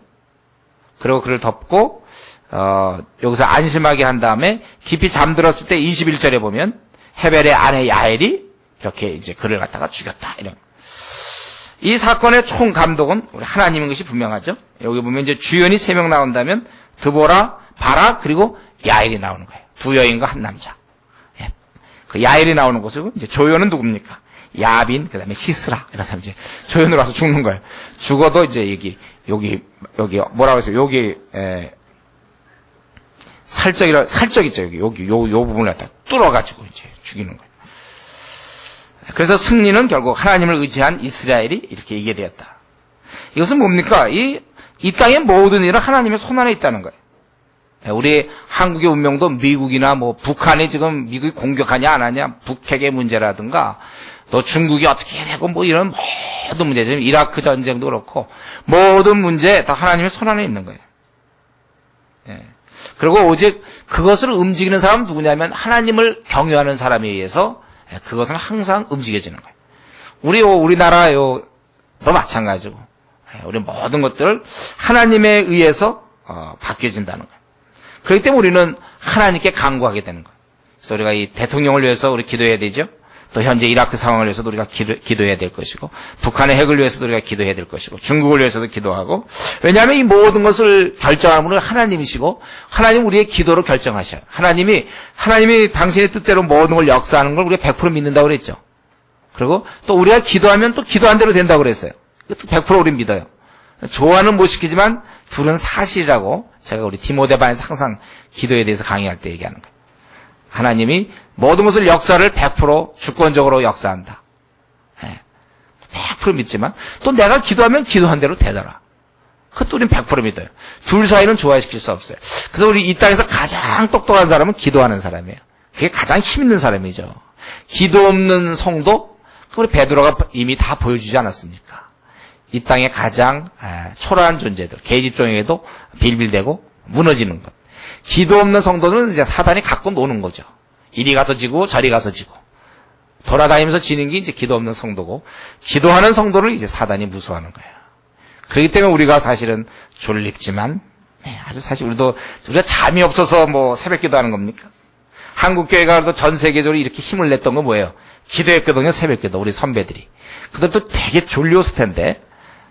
제가 얘기했죠. 우리 목사님들 보통 자명정 한 3개씩 놓고 끝나면 또 좀 더 자다가 한 5분 간격으로 한다든가 해서 때려가면 누르고 또 있다가 또 다들 이렇게 억지로 노력해서 하는 것이지. 그러다 보면 이제 한 3주 지나면 이제 습관이 되는 거예요. 그래도 사실 쉽지는 않아요. 노력해서 하는 거예요. 왜냐하면 기도를 통하여 하나님이 역사한다는 걸 알고 있기 때문에. 그래서 이제 약간 머리가 돌아가는 사람은요, 기도하는 사람이고, 머리가 자기는 굉장히 돌아간다고 해서 어떻게 하든지 기도도 안 하고 말이죠. 신앙생활 잘 넘어가는 것 같지만 안 돌아가는 거예요, 그게요. 잠을 더 잠으로써 자기는 좋다고 생각하지만 안 그래요. 여러분들이 우리가 이 모든 것은 하나님이 역사를 주관하십니다. 내 앞날의 문제, 나의 무슨 뭐 결혼의 문제, 나의 자식의 문제, 나의 학교의 문제, 직장의 이런 문제, 모든 문제는 하나님의 손 안에 있는 거예요. 그래서 우리가 지금 기도하는 거 아닌가요? 우리가 저 지상으로 나가게 해달라고. 우리가 무슨 수가 있습니까? 없어. 나갈 수 있는 방법. 우리 올라가나 이렇게? 이렇게 올라갈까요? 지상으로 올라가자 해서? 어느 날 2층을 점거할까요? 그거 안 된다고. 그러나 우리는 기도가 있잖아요. 전능하신 아버지 하나님께 기도하기 때문에, 기도해서. 사실 이 3,700만 명의 영혼들 얼마나 견고한지, 한 영혼 바뀌기가 얼마나 어렵습니까? 이 1,000만이 좀 가동돼야 되는데 1,000만은 가만히 있고, 이런 상황에서 우리 기도하는 거예요. 하나님이 원하시면 1,000만의 성도가 바뀔 것이고, 하나님이 원하시면 이 잠자던 성도들이 복음 전하러 나갈 것이고, 우리 그걸 믿는 것이죠. 이렇게만 되어준다면 이제 우리가 중국도 또 아시아의 30억도 우리가 바라볼 수 있는 것이죠. 모든 문제는 기도로 되는 거예요. 하나님의 손안에 다 달려 있어요, 여러분들. 이거 뻔한 이치인데, 이거 눈에 뻔히 보이는데도, 이거 뻔히 보이는데도 여기에 맞춰서 생활을 못 한다니까요. 뻔히 보이는데도 이게 머리는 머리고 자기는 자기고. 여러분 분명히 믿지 않습니까? 모든 것이 하나님 손에 달려 있다 아니면 달려 있기도 하고 때로는 아니기도 하다. 어느 거예요? 모든 게 하나님 손에 달려 있는 거 믿습니까?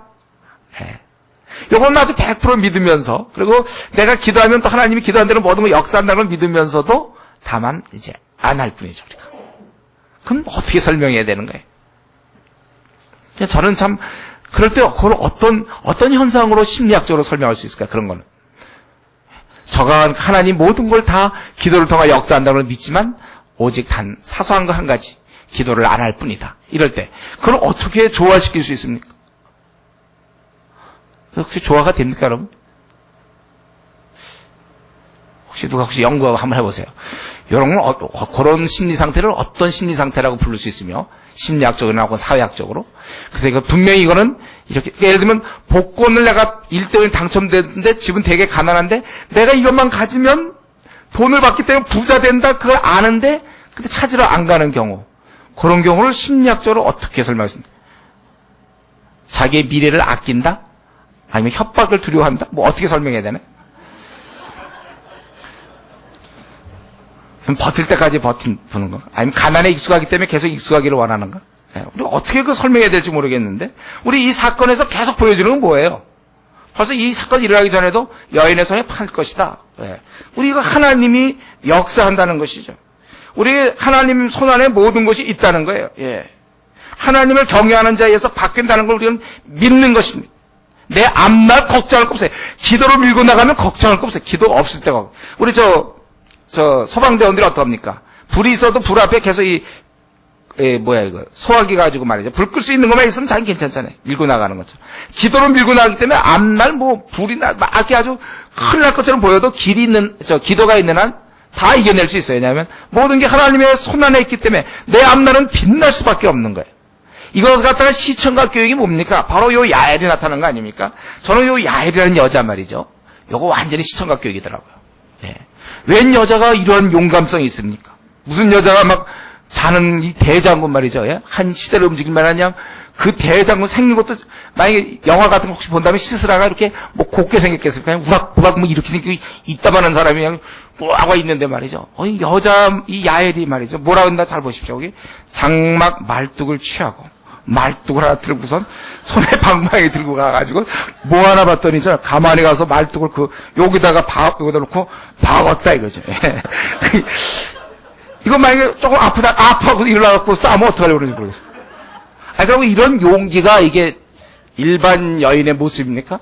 이런 게 보통 아내의 모습이 이렇습니까? 이 아주 특이한 용감성. 제가 보기에 하나님이 일하신 거예요, 이거. 어떻게 해서 이 여자가 이걸 말뚝과 이걸 들고 들어가갖고 말이죠. 그 장면 한번 생각해 보십시오. 특이한 여인을 준비해 놓지 않았습니까? 이런 것이 바로 아무리 제가 생각해봐도 이게 하나님이 일하고 있다는 증거라는 거예요. 우리가 이런 면에 있어서 정말 이 하나님이 모든 걸 일하신다는 사실, 이것을 우리가 기억해야 돼. 우리는 이 사사기를 통해서 계속 보는 것은 하나님이 일하시는 거야, 하나님. 그리고 이제 5장에 보면 노래가 나오죠. 이들이 엄청난 싸움에 대해서 감사하는 그 노래. 그래서 5장 1절에 보면 드보라와 바락이 노래했다. 그 내용은 이제 힘든 박해 상황에서 저들이 이제 아주 그 우상 때문에 이렇게 어려워졌는데 결국 9절에 보면 드보라가 나오게 되고 또 백성이 헌신해서 그래서 이제 싸우게 되었다. 그러면서 거기 보면 특별히 노래 중에 보면은 전쟁에 참여하는 자의 명단이 나옵니다. 이 지파가 나와요. 그래서 보면 거기 14절에 보면 에브라임이 나오고 그 다음에 베냐민이 나오죠. 그 다음에 베냐민이 나오고 또 마길. 이 마길은 이제 그 므낫세의 외아들이에요. 그래서 이 므낫셋을 대표하는데 이 므낫세 반지파씩 나눠져 있지 않습니까? 그래서 특별히 이 가나안 땅에 있는 서쪽에 있는 쪽이 대표가 마길이고 동쪽이 길르앗이에요. 길르앗도 손자거든요. 그래서 마길은 이제 므낫세의 외아들로서 창세기 50장에 보면, 그래서 여기 참여한 게 누구냐면 에브라임, 베냐민, 또 에브라임파, 베냐민, 그 다음에 므낫세 지파, 그리고 스불론이 참석하죠. 스불론 지파. 아까 거기 가서 전쟁터가 그쪽이었거든요. 스불론, 이사갈, 또 납달리 다 거기서 가깝죠. 그렇게 좀 참여했는데, 그리고 이제 여기 보면 방관자들이 나와요. 방관자. 15절 하반절부터 보면 방관자가 있는데 루벤 신학가에 큰 결심이 있었도다. 아마 이 루벤은 처음에는 결심하는 듯 싶었습니다. 그러나 그가 이제 결국 그 16절에 보면은 시내가에서 마음에 크게 살핌이 있었도다.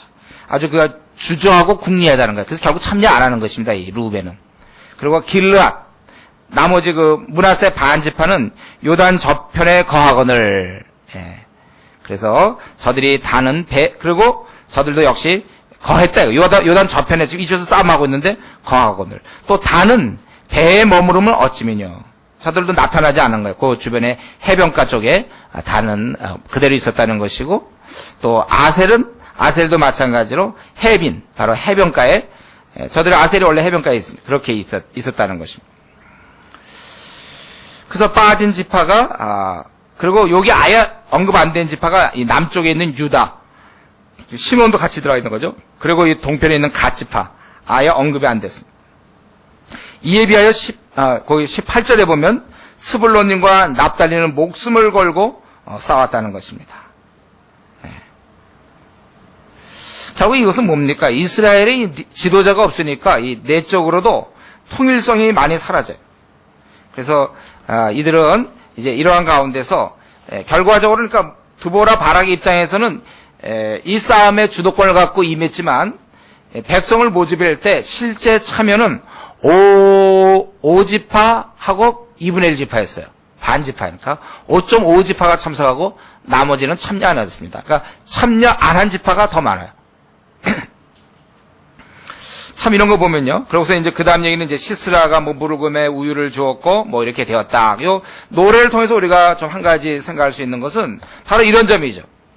남들은 이 하나님의 나라를 지키기 위해서 목숨을 걸고 싸우고 있는데 다른 한편은 자기들의 그저 편안함. 왜냐하면 멀리 떨어져 있거든 자기들은. 이 민족 공동체의 그런 운명을 같이 하고 있지 않고 자기들은 멀리 떨어져 있고 편안한 생각을 하는 거예요. 또 심지어는 같은 납달리 안에도 거기 23절에 보면 메로스를 저주하라 이렇게 되어 있어요. 이 메로스가 이 납달리에 있는 지역이거든요. 근데 같은 납달리에도 방관자가 있습니다.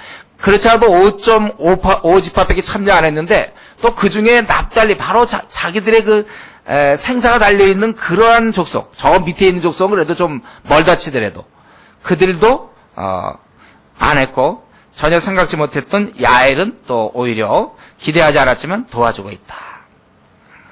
실제 만약에 이들이 싸워서 지면요, 이스라엘의 5.5지파가 지면 나머지 지파도 다 고난을 받게 되어 있습니다. 그런데도 불구하고 남의 문제인 양 방관하는, 그래서 나중에 쫓아내면 실제 혜택은 자기들이 누리는. 저는요, 근데 이거 보면 꼭 오늘날 우리 한국교회 같아요. 여러분, 만약에 우리가 점점 이렇게 열심히 전도하지 아니하면 성도수가 줄어들고 그래서 모든 게 다 불신자 입장으로 돼서 지금은 이제 다행히 뭐 토요일날로 옮겼다지만 시험도 주일날 볼 것이요. 점점 줄다 보면 나중에 이슬람처럼 된단 말이에요. 믿는 사람이 없으면 그때는 이제 회사 들어가려도 여기 거기다가 만약에 기독교를 썼다가 뽑아주지도 않아. 기독교 기업체도 없어요. 그래서 지금 이스라엘 민족 중에 저희 이슬람 지역에서 고민은 뭡니까? 저들이 회심을 해도 갈 데가 없는 거야. 기독교인이라는 그걸 가지고는 회사도 안 되고 집에서 물론 쫓겨나지만 어디 당장 오늘부터 시작해 예수님 믿는 순간부터 먹을 게 없어요. 쫓아내니까. 그래서 점점 우리가 수가 줄면 줄수록 불리해지고 힘들고 본인에게 오는 건데 지금 우리 한국교회 지금 점점 줄어들고 있지 않습니까? 이제 거의 막 절반까지 줄어들고 있고 정말 이렇게 가고 있는데 근데 누구는 막 싸우고 있는데 누구는 그냥 가만히 있어요. 그래서 실제 혜택은 누리고 있고 그냥 주일 신앙생활만 하는 사람들 많지 않습니까? 그리고 이런 건 결과적으로 뭡니까? 결혼 대상자도 결국 수가 그만큼 줄어들게 돼 있어요. 우리 형제들이 전도 계속 안 하면 또 자매들이 계속 전도 안 하면 결국 우리 대상자는 점점 줄게 돼 있다고. 나중에 그러니까 결국 안 믿는 사람을 결혼할 수밖에 없도록 우리 신앙의 모든 면의 구조가 불신자가 많다 보면 우리의 배려가 없고 그러다 보면 우리가 고통당하게 돼 있는 거예요. 신앙의 자유도 과연 있을지 몰라요. 그런데도 이 당시에도 이들은 자기들과 직접 연결되는데도 이렇게 많은 지파가 빠져버렸어요. 그리고 참여한 지파 중에도 특별히 메로스 그쪽 사람들은 또 빠졌다는 거예요. 오히려 야엘은 기대하지 않았지만 참여하게 되고. 원래 우리가 아셔야 돼요. 근데 이게 그때나 지금이나 항상 이러는 가운데서 싸우는 거예요. 저는 사실 이 말씀 5장 말씀 통해서 사실 많이 위로를 받습니다. 제가 우리 비록 이 주은혜교를 할 때 사실 많지 않은 수지만 이 중에도 보면 또 같이 참여하지 않는 사람 또 있거든. 요 안에도 저는 막 마음 같으면 모두가 다 만약에 전도 집회다 하면 모두가 다 영혼들 구원하고 막 이렇게 하고 막 열심히 할 것 같은데 또 그렇지 않아. 우리 지금 한국에 3,700만 영혼에서 이제 돌진하길 원하는데 그냥 뒷짐지고 있는 사람이 있다는 거예요. 그러나 원래 이 영적 싸움은 이렇다는 겁니다. 그러니까 저는 우리 성도들에게 부탁하고 싶은 것은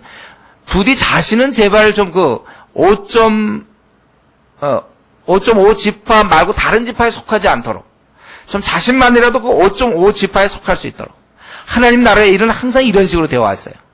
일하는 자들이 그냥 일하는 거예요. 어쨌든 이기면 될 거 아닙니까? 그렇죠? 이기면 되는 거예요.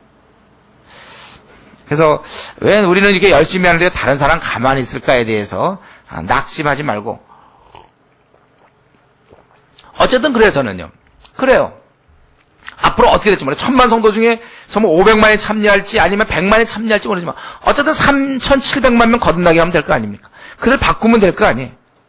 우리 주은혜 교회 이제 무슨 뭐 사랑의 교회니 무슨 온누리 교회니 뭐 많은 교회 뭐 저기 삼일교회 많은 교회들이 하여튼 하고 열심히 복음 전하면 될 거 아니에요. 우리 지금 1000만 성도가 있는 지금 우리나라에 한 5만 개 교회? 그저 다 참여 안 하더라도 하여튼 참여한 한 교회가 열심히 하면 될 거 아닙니까? 할 수 없어요, 이것은. 어떻게 할 수가 없더라고요. 근데 여기 보면 참 메로스와 야엘 정반대. 할 만한 바로 자기는 지파일인데도 안 하고 있는 반면에 야엘은 안 해도 되는데 하고 있는 모습. 예. 전혀 기대하지 않았지만 하나님께서 어떻게 보면 이렇게 허락하실 때가 많은 것 같아요. 그 사람 같으면 정말 열심히 할 사람인데 보면 뒤로 빠져있고 저 사람은 정말 열심히 할 사람도 아니겠다는데 막 굳이 따라오면서 열심히 내는 사람들이 있어요. 예. 이제 이런 사람과 함께 일하는 거예요, 결국은. 그렇습니다, 이것은. 이제 뭐 할 수 없어요, 이거는. 우리가 깨닫는 만큼 일할 것이고, 예. 그래서 우리가 할 수 있는 만큼 그냥 할 뿐이라는 것이죠. 예, 우리가 나름대로 우리 주은혜교회 앞으로 전진할 때 저는 영국에 있을 때 그런 생각을 많이 해봤어요. 앞으로 내가 이 싸움을 할 때 과연 어느 정도의 사람들이 참여할 수 있을까? 제 마음속에는 모두 다를 항상 꿈꾸지만 또 우리 교회뿐만 아니라 또 우리 모든 한국 교회가 다 그 일에 참여하길 꿈꾸지만 그렇게 되지 않을 수 있겠다. 그럴 때 낙심할 것이 아니고 그럼 결과적으로 이들은 승리하지 않았습니까? 왜냐하면 그 5.5 지파 외 나머지 지파가 쉬지만 하나님이 함께 하셨거든. 그리고 또 야엘이라는 이상한 자가 나타나서 돕고 있고 바로 그걸 기대해야 돼요. 우리가 돕는 자의 손길. 이제 6장부터 8장까지는 이제 사실 이젠 좀 편해지죠. 우리 6장, 7장, 8장은 어떻습니까? 우리가 익히 알고 있는 기드온의 등장. 그렇죠?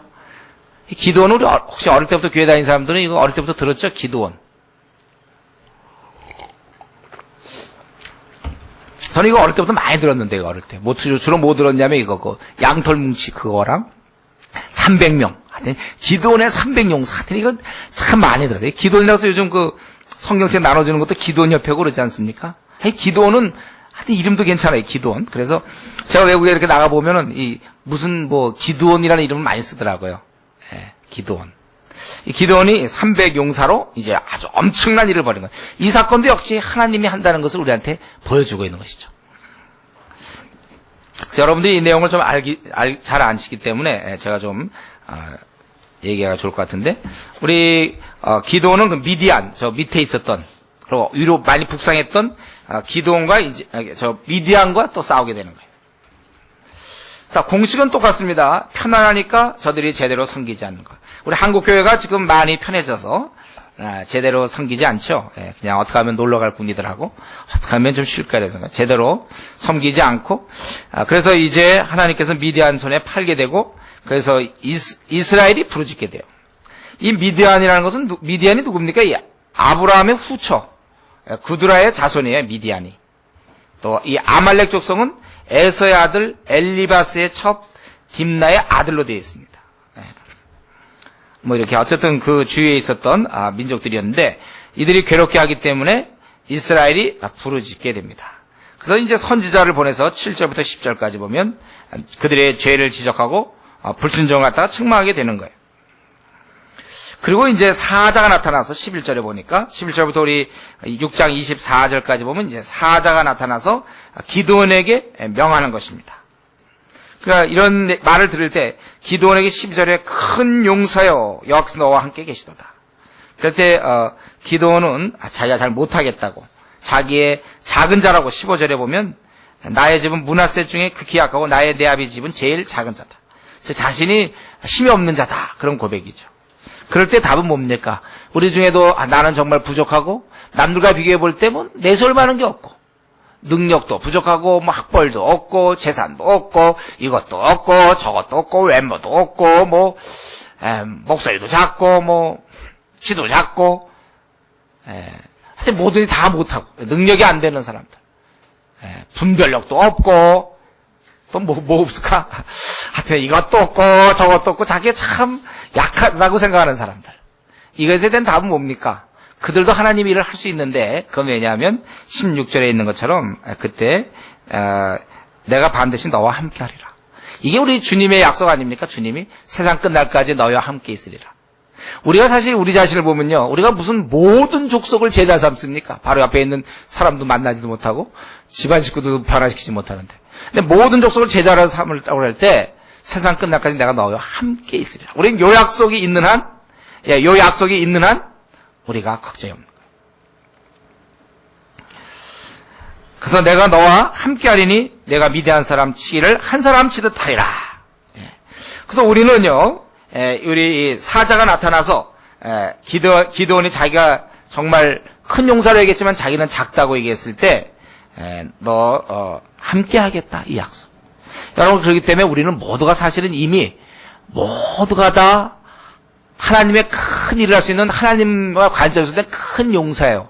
왜냐하면 주님이 지금 여러분하고 같이 하고 있기 때문에 저와 같이 하고 있기 때문에 주님이 같이 한 사람이 큰 용사입니까? 아니면 작은 용사입니까? 아무리 졸아도 이건 맞출 수 있겠죠. 주님이 같이 했는데 그럼 큰 용사입니까? 작은 용사입니까? 큰 용사란 말이에요. 그래서 우리 중에 아무도 자기를 작다고 얘기하는 사람이 있어서는 안 되겠어요. 그리고 괜히 자기의 그런 부족함 때문에 열등감, 왜 나는 이 모양이 있냐. 자기 모양 따지지 말라니까. 원래 이 모양이라니까요, 원래 그러면. 왜 나는 왜 이 모양입니까? 그게 원래 그 모양이에요, 우리는요. 이거 제가 또 얘기할까, 지금? 흥분시키지 마세요, 저를. 원래 우리 그 모양이에요, 원래. 다만 우리가 하나님이 함께하는 날 동안, 그러니까 우리 매일매일 그분의 힘으로 살아야죠. 내가 이 원리를 그냥 수없이, 우리가 밥 안 먹고 말이죠. 왜 나는 힘이 없을까? 그런 얘기 하지 말라. 내가 열을 굶었더니 왜 나는 힘이 없습니까? 밥을 안 먹으니까 그렇지. 우리, 하나님이 우리 모양은 지금 형편없어요. 우리 모양 자꾸 들여다보지 말라니까요. 왜 나는 신실하지 못하고, 나는 이렇게 자주 넘어지고, 왜 나는 이렇게 조울증에 걸리고, 나는 왜 이 모양이고, 이러고 저러고 저러고 저러고, 나는 강파가. 그거 그만 얘기하라고 그랬죠, 제가. 그런데, 그런 내게 하나님이 함께 하시기 때문에, 나는 그저 날마다 그분의 힘으로 하루하루를 살아가면 되는 것이다, 그거예요.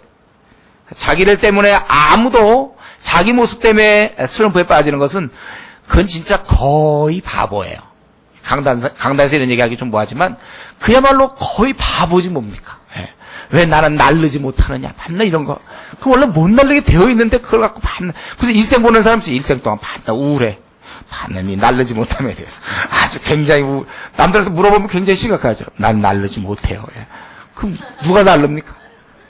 주의 힘으로 살라고 그렇게 얘기를 해도 말 안 들어요. 자기의 부족함 때문에 또, 어느 날 보면은 모임에도 잘 안 나오고, 어느 날 보면은 또 이상해. 전화 걸어도 막 안 받고. 웬일인가 보면은 이제 자기의 그 부족함 때문에. 그거 그만하세요, 그만. 혹시 그런 게 이제 한두 번 앞으로 혹시 더 할지 모르겠지만 이제 그만들 하세요. 원래 우리는 그런 자고 하나님의 도움으로. 기도는 자신을 들여다본 거예요, 자신을.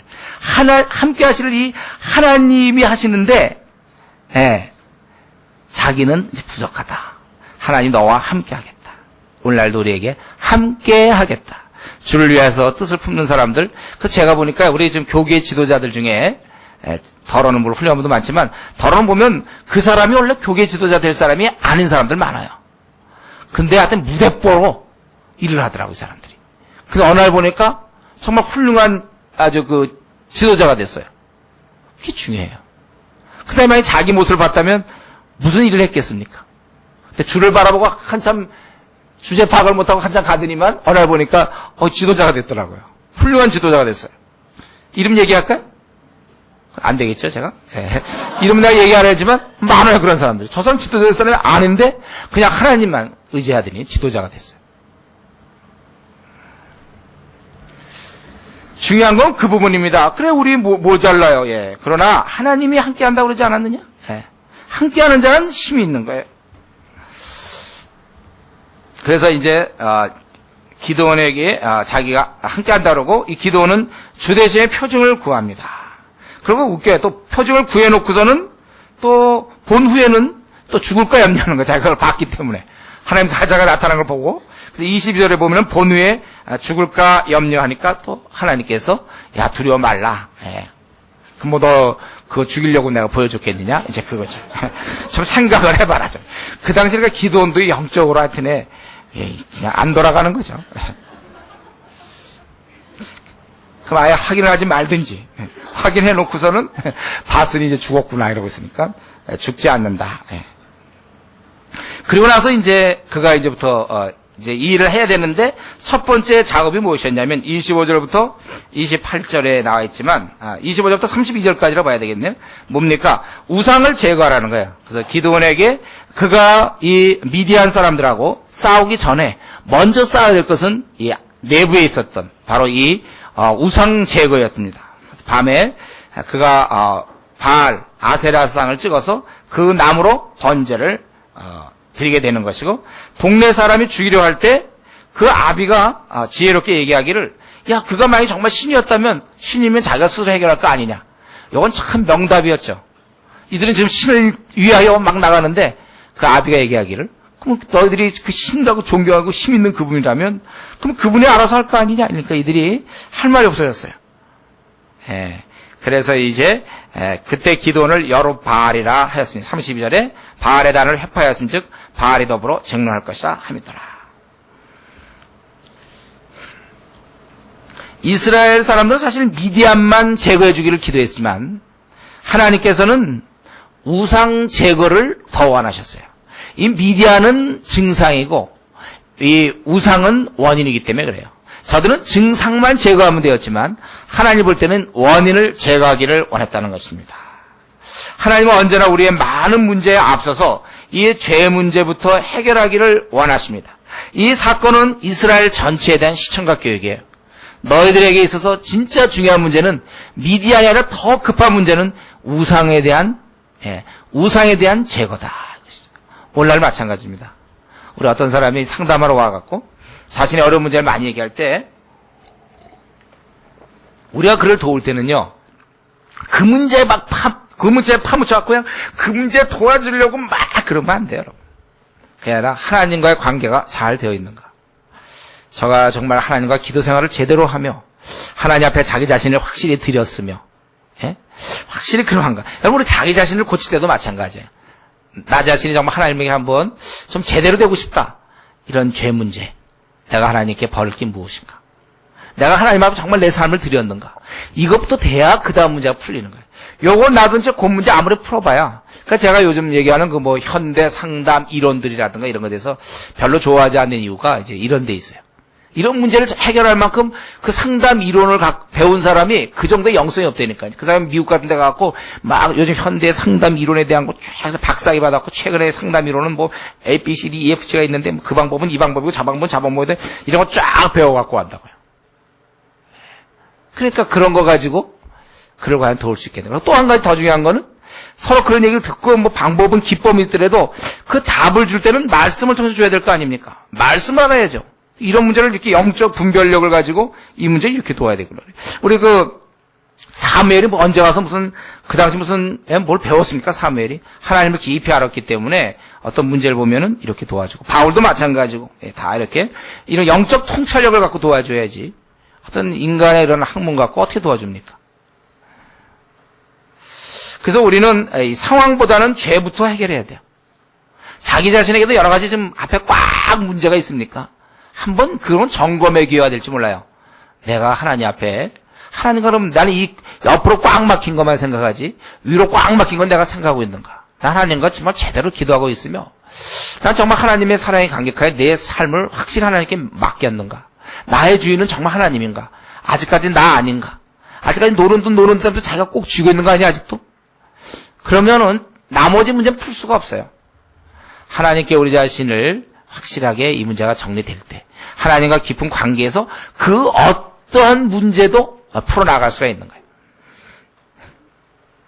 이 문제부터 우리가 해결해야 되는 거예요. 이 사건이 먼저 나와야 될 것은 지금 하나님께서 분명히 이스라엘 민족에게 너희들의 이 문제는 우상숭배에 대한 문제다. 예. 그리고 이제 기드온이 나팔을 불어서 사람을 모으게 되는 거예요. 근데 이런 부분이 아까도 말씀드렸죠. 나팔 불었는데 아무도 안 올 경우. 우리 적군이가 잔뜩 나타나면 어떨 겁니까? 그런데 이 하나님께서 이렇게 부를 때 사람들이 이제 오지 않습니까? 예. 그들이 쭉 이렇게 오게 되는 거예요. 그리고 이제 사람들을 이렇게 하지만은, 예. 이제 이렇게 이스라엘 골짜기에, 이제 적들이 진을 치고, 그리고 이들도 이제 모여가지고, 모이게 되었다 이거죠. 그럴 즈음에 이제 기드온은 또 여전히 두려운 마음 때문에 하나님께 증거를 위하여 기도하게 되는 거예요. 그래서 이 방법이 양털을 통해서 확인하는 것이죠. 첫 번째는 이슬이 양털에만 있고 땅은 마르게 해달라고. 그리고 두 번째는 땅은 다 졌는데 이 양털만 마르다. 이 두 번째가 더 어렵겠죠. 혹시 양털 났는데 혹시 거기 어떻게 하다가 누가 뭐라고 할까 좀 안 좋은 얘기지만 동물이 거기다가 좀 안 좋은 걸 했다든가 그래서 거기만 젖을 수도 있고 어떻게 그건 누가 혹시 어떻게 할 수는 있지만 모두가 다 졌는데 그거 혼자 안 젖기는 참 어려운 일이에요. 그거는 흡수하고 있는 양털인데. 예. 근데 우리는 이걸 가지고 근데 요 구절 조심해야 되죠. 이거 가지고 하나님의 뜻을 물을 때 이 구절을 많이 쓴다고 그랬어요. 그렇죠? 하나님의 뜻에 대해서 그래서 뭔가 증거를 원하려고 하는 사람이 있는데 여러분 아시죠? 이 기드온은 하나님의 뜻을 물은 게 아니에요. 하나님의 뜻은 알고 있었어요. 이미. 이 싸우는 거였어요. 다만 본인이 담대하지 못하기 때문에 그 담대함을 위해서 이걸 한 것이지. 그렇게 그래서 요 구절 때문에 자꾸 하나님의 뜻을 앞으로 진로 문제나 결혼 문제나 이런 걸 놓을 때 뭔가 자꾸 이런 징표를 얻으려고 할 때가 있어요. 그렇지 않습니다. 이미 성경은 다 나왔어요. 그런 형제 자매로 결혼하는 문제에 대해서 우리가 성경만 깊이 연구하면 거기 다 어떤 자매를 얻을 것이며 어떤 형제를 얻어야 될지 성경에 다 나와 있어요. 이미. 그 결혼 생활은 또 어떻게 해야 될지도 다 나와 있습니다. 네, 자꾸 그런 건 놔둔 채 이렇게 하나님의 뜻을 묻으면 안 돼. 이미 하나님의 뜻이 이 성경 전체인데 이걸 놔둔 채 자꾸 뜻을 물어보면 어떡합니까? 여기 그러니까 이 사전이 영어 사전이 다 있는데 이 사전 안 보고 어떤 단어 스펠링에 대해서 주요 그게 무슨 뜻입니까? 이거 보면 된다니까. 이거 성경 영어 사전 보면 돼. 여러분 영어 공부할 때 그러지 않았습니까? 단어 뜻 모르면 그때마다 어떻게 무릎 꿇고 기도했습니까? 그 뜻이 무엇입니까? 예? 바이블이 무슨 뜻입니까? 물어봅니까? 중학교 때? 여기 성경에 보면, 영안사전에 보면 나오잖아요. 바이블, 성경이다. 예, 이렇게. 성경 열심히 봐라. 그런 말이 나왔는지 모르지만 하여튼. 예, 나와 있는 거야, 이렇게. 이미 여기 다 뜻 나와 있다니까요. 예, 하나님, 주의 말씀 내 발에 등에 내 길에 빛이다. 내 앞에 빛, 이게 빛이라니까요. 근데 이거는 놔둔 채 뜻구하고, 잘 안 구해지니까 할 수 없이 기도원이 아니라 기도원을 가가지고, 거기 가서 이제, 기도원을 본받으면서, 기도원에 가가지고는 이제, 뭡니까? 앞날이 어떻게 됩니까? 되게 멍청해. 가가지고, 그러니까, 바이블이 무슨 뜻입니까? 이거 물어요. 사전 여기 있는데. 그런 게 우리 한국교회에 많습니다. 이거 부지런히 하셔야 돼요. 그래서 이 기도원은 구했고, 하나님은 그래도, 그에게 들어준 것입니다. 지금 근데 이 기도원에 대해서 저는요, 이 모습이 저는 참 좋게 보여요. 예. 지금 기도원에게 있어서 가장 필요한 것은 지금 다른 지파가 참여했냐 안 했냐 이거 분석하고 공문 보내고 이러는 게 아니라 참으로 하나님이 나와 함께하느냐 함께하지 않느냐 이게 중요하다는 거예요. 저는 이 말씀 보면서 다시 한번 저의 그 앞날 남은 생을 계산해 본 적이 있어요. 생각해 봤어요. 정말 하나님 나와 함께하는 건 맞는가? 3,700만 명에게 도전하고 아시아 아프리카 30억, 전 세계 55억에게 한판 싸워보려고 그러는데 중요한 것은 여기 우리 지금 주은에게 성도들이 많이 오거나 그들이 능력이 있거나 이런 것이 아니라 정말 하나님이 나와 함께하는가. 하나님이 함께한다면 걱정 없어. 우리도 이런 시각을 배워야 됩니다. 여러분의 앞날의 여러 가지 계획들이 그거 하나님이 함께하는 거 맞는가? 함께 하나님이 원하시는 길 맞습니까? 그 길이 아니라면 오히려 여러분들이 예를 들면 박사학위를 받든지 아니면 그냥 재벌이 되든지 그건 불리할 수 있어요. 오히려 그게 하나님이 원하는 길이 아니면 우리를 타락시키거든요. 우리를 약하게 만듭니다. 왜냐하면 자기가 박사가 되고 자기가 예를 들면 재물이 많고 사회적 지위가 높고 이러면 교만해지거든. 하나님이 원하는 길이 아닐 수 있어요. 그거는. 중요한 건 하나님이 나와 함께 하시는 거예요. 이 기도는 이런 면에서 아주 방향을 저는 잘 잡았다고 생각해요. 이제 이런 면에서 그가 하나님이 함께하는 것을 배웠고, 이제 7장에서는 하나님이 함께하는 한 이 나머지 이 군사들에 대해서 그 숫자는 별로 중요하지 않다. 이것을 이제 가르치는 거예요. 너 하나님 함께하기 때문에 그런 게 별로 중요한 것이 아니다. 지금 적은 몇 명입니까? 8장 10절에 보면 적은 13만 5천 명이죠. 예. 우리 8장 10절에 보니까 그때 적은 12만 명이고 이제 1만 5천 명 가량은 그들 거기 있었다. 13만 5천 명이란 말이죠. 저들은. 그리고 현재 그러면 이 기드온이 불렀을 때 온 사람 몇 명입니까? 그래서 성경을 보면 성경에 어떻게 나와 있어요? 첫 번째 몇 명 보냈죠?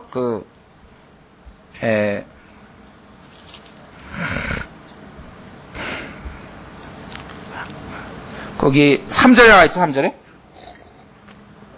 두려워 떠는 자 가라 그랬더니 2만 2천 명이 갔고 남은 자가 1만 명이었으면 계산이 어떻게 되죠? 3만 2천 명이란 말이야.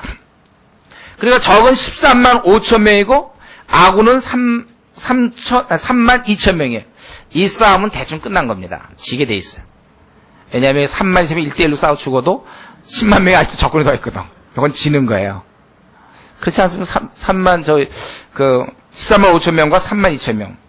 그런데 하나님이 오히려 많다는 거야, 얘기들이. 그래서 거기서 2만 2천 명을 내보내게 돼요. 그거 이제 좋아. 2만 2천 명까지 가면 이제 1만 2천 명 그들을 붙잡고 이제 어떻게 좀 해보려고 하는데, 그런데 그 다음에 또 한 번에 더 통해서 9,700명을 또 보냅니다. 그래서 사실 지도자로서는 참 견디기 어려운 일이죠. 다행히 기도는 그래도 이제 하나님이 함께 한다는 걸 좀 깨달았겠지만요. 그래서 이 싸움을 통하여, 거기 아까 이 싸움의 그 의도는 그 2절에, 7장 2절에 있는 것처럼 이스라엘 나를 거스려 장하기를 내 손이 나를 구원했다 할까 합니다. 그래서 갑자기 하나님 섬기지 않는데 이런 마음 가지면 어떡합니까? 그래서 이스라엘의 구원이 하나님께 있음을 알려주려고. 그러니까 이스라엘의 힘으로 구원받은 게 아니라 하나님의 능력으로 구원받았음을 알려주겠다 이것입니다. 그래서 우리가 이런 거 하나님이 이걸 참 원하세요. 우리 저 고린도 전서에 봐도 너희 부르심을 보라. 별로 문벌 좋은 자가 많지 않고 또 이렇게 탁하신 능력 있는 자가 많지 않다고 그랬어요.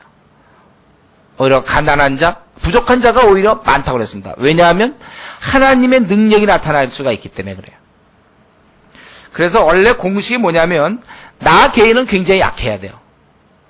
그런데 이 사람이 열매가 많어. 나로서는 그런 열매가 나올 수가 없는데.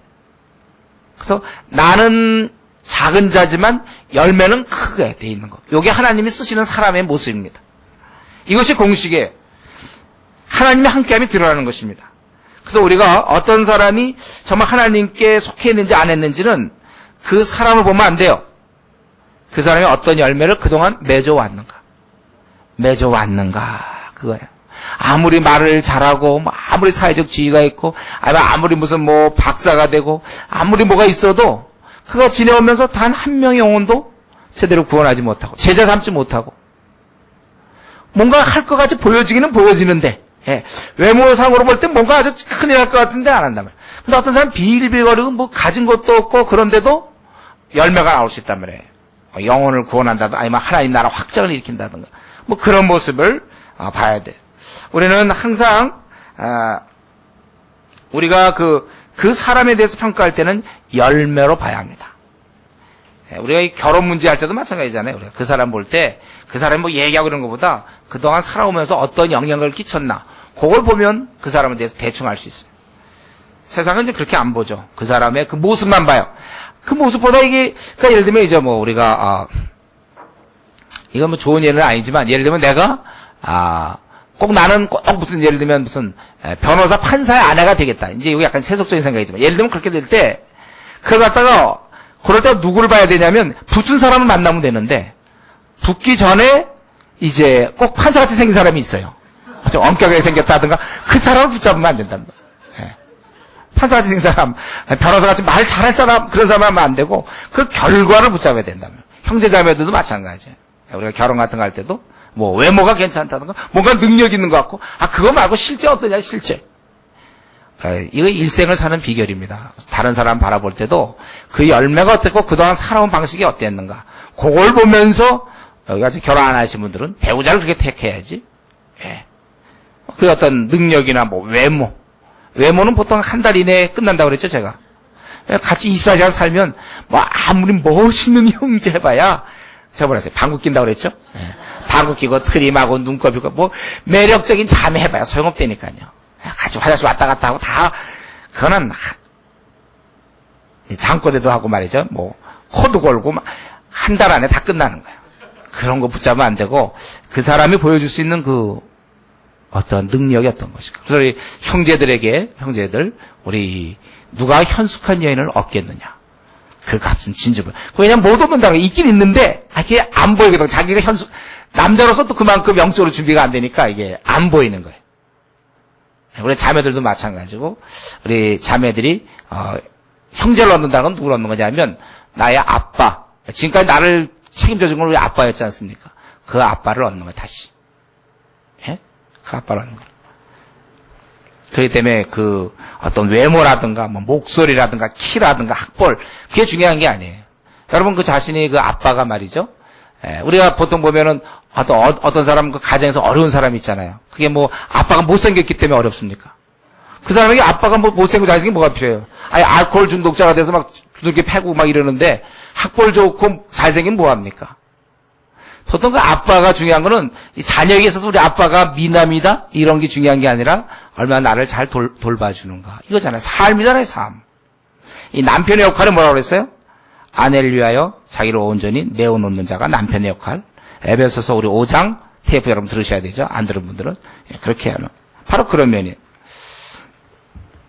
지금 이 하나님이 원하는 건 뭐냐 하면 참 힘이 없고 약하지만 열매가 많은 걸 원하는 거예요. 그럴 때 하나님이 함께 하시면 드러나는 거예요. 이 열매로 보아야 되는 거예요. 그래서 하나님께서 사실 이들을 다 없애요. 300명. 사실 300명도 사실 뭐 많은 거죠. 필요도 없지만 그래도 이제 형식적으로 남겨놓은 거예요. 누가 보더라도 300명이 아까 얘기했던 13만 5천 명을 이길 수가 없다는 것이죠. 예.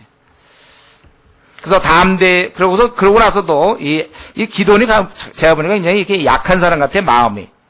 그래서 이제 기도원에게 거기 9절부터 14절까지 보면 한 번 더 그 기회를 주죠. 담대함을 주셔서. 적진에서 저들의 꿈과 해몽을 듣게 되는데 보리떡 한 덩어리가 미디안진에 굴러들어와서 다 쓰러뜨려 돼요. 친구들끼리 얘기하는 거야 그들이. 가서 들어보니까 친구끼리 그런 얘기를 하고 있어요. 미드가 굴러들어왔는데 미디안이 다 쓰러졌다. 이런 꿈을 꾸니까 또 그 옆에서 이제 그 해몽하는 사람이 뭐라고 했습니까? 그 동문데 그거 뭐냐면 그거는 보리떡 한 덩어리가 이제 다 쓰러뜨렸다니까 그거는 이스라엘 사람 요아스의 아들 기드온의 칼날이다. 하나님 미디안과 그 모든 군대를 그의 손에 붙이셨다. 이러고 둘이서 얘기하고 있으니까 이걸 듣고서는 더 이상 견딜 수가 없죠. 이거는 어떻게 그들이 뭐 요아스의 아들이 기드온의 칼날이며 왜 보리떡이 어째서 기드온입니까? 그거 와서 다 쓰러뜨리는 거. 그러니까 뭐 말도 안 되는 해석인데, 예, 그럴듯한 해몽도 아니죠. 이거는 해석. 근데 그 얘기를 들으면서 더 확신을 가져. 그리고서 이제 결국은 이러한 제가 보는데 왜 기도원에게는 이런 게 많이 필요했는가 가보니까 지금 사실 14만 5천에게 나가는 이들 담대함 이게 필요했고 여호수아 같은 경우는 광야에서 이런 싸움을 다 지켜봤거든요. 하나님이 실제 하셨던 이런 걸 많이 경험했기 때문에 그에겐 그런 특별한 준비가 따로 필요 없었어요. 그러나 기도원에는 이런 거 준비가 안 돼 있었고 그에게는 이런 경험이 필요했던 것 같습니다. 그리고 이제 그 다음부터는 이제 기드온이 용기를 가지고 그 다음부터는 기드온이 이제 요 부분은 기드온의 지혜 같기도 하고 하나님 어떤 계시가 있는지 그건 분명하지 않은데 이제 300명을 세 대로 나눠서 나팔과 빈 항아리와 횃불을 갖게 되는 거예요. 그래서 나팔을 불고 하나님을 위해 기도를 위해 소리쳐라 이렇게 된 것이죠. 오히려 300명이기 때문에 오히려 이 작전 수행하기가 일사불란하게. 일사불란하게 우리 교회 많이 하는 말이죠. 일사불란하게 이게 가능한 거야. 300명이니까. 예. 한 10,000명한테 해보십시오. 이거 뭐, 항아리 준비하기도 힘들거니와, 그, 횃불 켰다 어떤 놈 모르고 또 막 미리 킨 놈들 있을 거고, 소리 미리 지르는 것도 있고, 하여튼 복잡다단한데 300명이니까 세대로 딱 나눠서, 이들이 해야 될 일은 뭐냐면 음량 효과만 내면 되는 거지, 이들이 뭐, 칼 쓸 일이 없거든요. 이들은 이걸 이제 횃불을 잘 숙여 갖고 들어갔다가, 그걸 깨고서 이제 이걸 보여주고, 그 다음에 소리 지르는 것이지, 뭐 할 일이 뭐 있습니까, 이 사람들이. 그래서 항아리를 이제 부수고, 그러니까 항아리를 부수고 자수에 횃불을 들고 우수에 또 나팔을 불어야 돼. 예. 그래서 사실 이들에게 맞는 게 제가 보기 이들은 그때 드보라 바락 시대에 태평을 누리던 자거든요. 이 싸움을 안 해본 사람들이. 그래서 이들에게 칼 뭐 지금 연습시켜 갖고 될 문제는 아니고 그냥 항아리는 하나 깨라. 항아리 하나 깨고 그리고 나팔 부는 거. 나팔은 좀 불 수 있잖아. 그러고서 이제 외쳐라. 그래서 결과는 어땠습니까? 19절부터 25절까지 한밤중에 이들이 자고 있는데 뭐가 막 부스러지는 소리가 막 들고 소리가 들리고, 예, 그러니까 이들이 자다가 정신없이 깨가지고는 어두운 데서 서로 막 찔러 죽인 거죠. 예. 그래서 결국 이기게 되는 거예요. 이 싸움이 참 보면 아주 참 재밌는 것 같아요. 13만 5천 명이 자다가 이 소리를 듣고서 일어나갖고 한 번 찌르면 어떻게 되나요? 한 번 찌르면 6만 5천명 죽는 거죠. 한 번 찌르고, 그리고 한 번 더 찌르면 이제, 오히려 수가 많기 때문에 많이들 죽어요. 한 번, 두 번. 그러니까 보통 평균 한 3번씩만 찔러주면, 3번 정도 하면 아까 그 정도 수 남더라고요. 1만 한 5천명. 그러니까 이 어두운 데서 막 깨지는 소리가 들리고, 막 소리가 들리고, 그 다음에 이 횃불 막 이러니까 정신들 없었고, 한 3번씩 서로 두 번, 3번 찔르니까, 이제 그 정도 남게 되는 거예요. 4번까지 갔으면 아마 더 없어질 건데, 이제 한 3번 정도까지 찔른 것 같아요. 결과적으로 해서, 결국 이 기드온이 25절에 보면, 그 방백들을 다 사로잡아 죽인다. 이 싸움은, 실제 이스라엘이 싸운 게 아니라 적들이 알아서 싸운 거죠, 자기들이. 자기들이 여기 와갖고, 괜히 남의 땅에 와갖고 서로 죽이는 거. 무슨 싸움인지 모르겠지만, 자기들이 이렇게 싸워주는 거예요. 그리고 나서 이 싸움에서 하나님이 했다는 걸 보여주고 그 다음에 24절에 보면 에브라임이 참여하죠. 이때는 이제 큰 문제가 없어요. 이거는 이 싸움은 주력전이 아니라 추격전이거든요. 이때는 뭐 이미 하나님께서 함께 하셔서 승리한 것이 다 입증된 후기 때문에 에브라임이 나타나도 그렇게 큰 문제가 없다는 것입니다. 하나님이 했다는 건 이미 결정난 거예요. 그래서 여기서 기도는 이들에게 이겼습니다. 그리고 이제 이 또 다른 전쟁을 8장에서 치르게 되는데 그것은 바로 이제 내부와의 전쟁, 동족 간의 전쟁인데 처음엔 에브라임이 도전했어요. 에브라임은 자기들이 부한국에서 큰 지파였거든요. 왜 우리를 부르지 아니했느냐? 그럴 때 기드온은 이 싸움에 있어서 물론 여러 가지 얘기할 수 있었지만 뒤로 물러나죠. 너희는 오히려 너희가 더 큰일 했다. 미디안 방백을 죽이지 않았느냐. 그래서 그들이 이 말로 인하여 노가 풀렸다. 불필요하게 기드온이 이들과 지금 싸우면 안 돼요. 지금 해야 될 싸움이 많이 있기 때문에 아직까지 지금 많이 있으니까 그렇게 할 필요 없다는 것입니다. 그리고 이제 4절부터 그러니까 요 8장은 제가 보니까 이제 7장의 그 마지막 부분을 먼저 설명해 놓고 그거에 대해서 세세한 설명을 하는 것입니다. 그래서 7장에서 지금 이제 동족들이 4절부터 보면 이제 두 부류가 나오죠. 그래서 그 수컷 사람들하고 또 분우엘 사람들. 그래서 이 기드온 300용사가 피곤하지만 적을 따르는 중에 있을 때 수컷 사람들이 자기들이 그들을 미디안 두 왕을 자기들이 쫓아간다. 그럴 때 저들이 신뢰하지 않는 거예요. 아마 이들 생각엔 기드온 300명이 아주 허탄하게 보였을지 모르겠어요. 이들이 무슨 그 미디안 왕을 뭐 쫓아간다고? 얘들이 300명이서 막 신뢰하지 않았던 것 같아요. 아마 허탈하게 보였는지 모르죠, 이들이. 그리고 분이엘 사람도 마찬가지예요. 이 숫꽃, 그건 야복강에 위치한 것이고 분이엘도 야복강에 위치했고 분이엘은 우리 야곱이 씨름하던 곳이죠. 이들은 사실은 이 동므낫세의 지파에 속해요. 이 기드온은 서므낫세의 지파에 속하는데 동므낫세, 요단 건너편에 있던 므낫세 지파입니다. 같은 종족인데도 이들이 이렇게 도움을 구할 때 괄시하고 홀대했기 때문에 내가 나중에 돌아와서 너희들 멸하겠다. 그러니까 그 당시 이스라엘은 완전히 오합지졸이었습니다. 자기들의 민족의 전쟁인데도 이렇게 됐고, 같은 지파가 해도 그들은 과시하고 홀대하는 이제 그러한 모습. 아까 얘기했죠. 이게 우리 한국교회 좀 비슷하다고. 노방전도 우리 나가보면요. 왜 자꾸 또 얘기해요? 이런 사람들이 교회 다니는 사람들이에요. 저기 3명 있다. 찾아가죠? 그럼 보면 2명이 불신자고 1명이 교회 다니는 사람인데, 복음 전하러 가면 불신자들은 가만히 있는데 꼭 교회 다니는 사람이, 지난번에 누가 왔어요. 이런 얘기예요. 요즘 그 추세입니다, 여러분들. 이거 확인하고 싶으면 나가보세요. 예. 요즘은 이제, 저도 이전엔 그런 일이 별로 없었어요. 신자들은 오히려 그래도 가만히 있거나, 그래도 수고한다는 말을 했는데, 이제 시대가 바뀌었어요, 이제는요. 오히려 신자들이 더 활발하게 있잖아요. 방어하고, 자기 불신자들을 보호하고 있어요. 해보세요, 한번 노방전도. 그래서 노방전도 해보셔야 돼요. 지금 시대가 어떻게 돌아가는지 알아야죠.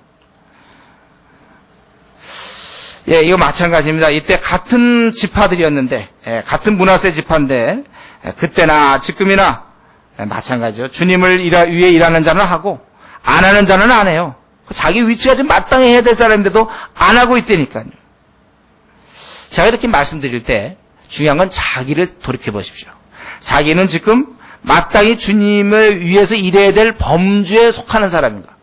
이 숙곡과 분야의 사람 마땅히 지금 자기네 이스라엘 어느 지파가 해도 참여해야 되네. 더구나 자기들의 그 문화세 같은 지파였는데도 저들은 지금 이 싸움이 결국 자기들을 위한 싸움인데도 안 청하고 있는 겁니다. 더구나 쫓아가고 힘들기 때문에 좀 먹고 달라고 그래도 그거 안 주는. 예. 저는 이런 면에서 2가지 생각하고 싶은 것은 일하는 사람으로서 낙심하지 말라는 거예요. 이 사람과 함께 일을 해야 될 사람이 일 안 한다고 해서 낙심하지 말 것이고, 또한 우리 편에서 생각할 때는 혹시 내가 마땅히 지금 일해야 되는데 내가 가만히 놀고 있는 사람 아닌가. 그렇다면 빨리 회개하십시오, 여러분. 이제 일하십시오, 여러분들이. 하나님은 그걸 기뻐하지 않아요. 그래서 바로 숲과 분야의 사람들은 이제 멸망당하지 않습니까? 결국 하나님 앞에서 여기 하나님을 기쁘게 한 자는, 하나님과 함께한 자는 기드온과 300용사였지 숲과 분야의 사람이 아니었다는 거예요. 저들은 일을 안 했지만 그들은 하나님이 함께한 자가 아니라는 사실. 그렇기 때문에 우리가 이런 면에서 하나님이 나와 함께함. 이게 더 중요한 거예요. 그래서 10절부터 보면 이제 미디안 잔당 쳐부시고 냉대하던 자들을 징계하고 18절에서 21절까지면 2 왕을 죽이고, 그리고 나서 왕을 죽인 건 좋았는데 그 약대 목에 꾸몄던 새들 형상의 장식을 취하니라. 그래서 이건 좀 왜 이걸 이걸 섬기려고 취한 것 같지는 않아요. 왜냐하면 나중에 보니까 이제 그가 이 기드온의 마음속에는 하나님에 대해서 아주 계속적으로 지속적으로 섬기고 싶은 마음이 있었던 것 같아요. 그리고 그가 양털이라든가 이런 걸 통해서도 응답받으면서 구약의 전통적인 방법, 에봇, 이 에봇을 통해서, 그래서 그가 사람들에게 왕이 되라고 할 때 왕은 거부하고 너희들이 갖고 있는 귀걸이라든가 또 금 귀걸이 뭐 이런 것들, 이런 걸 달라.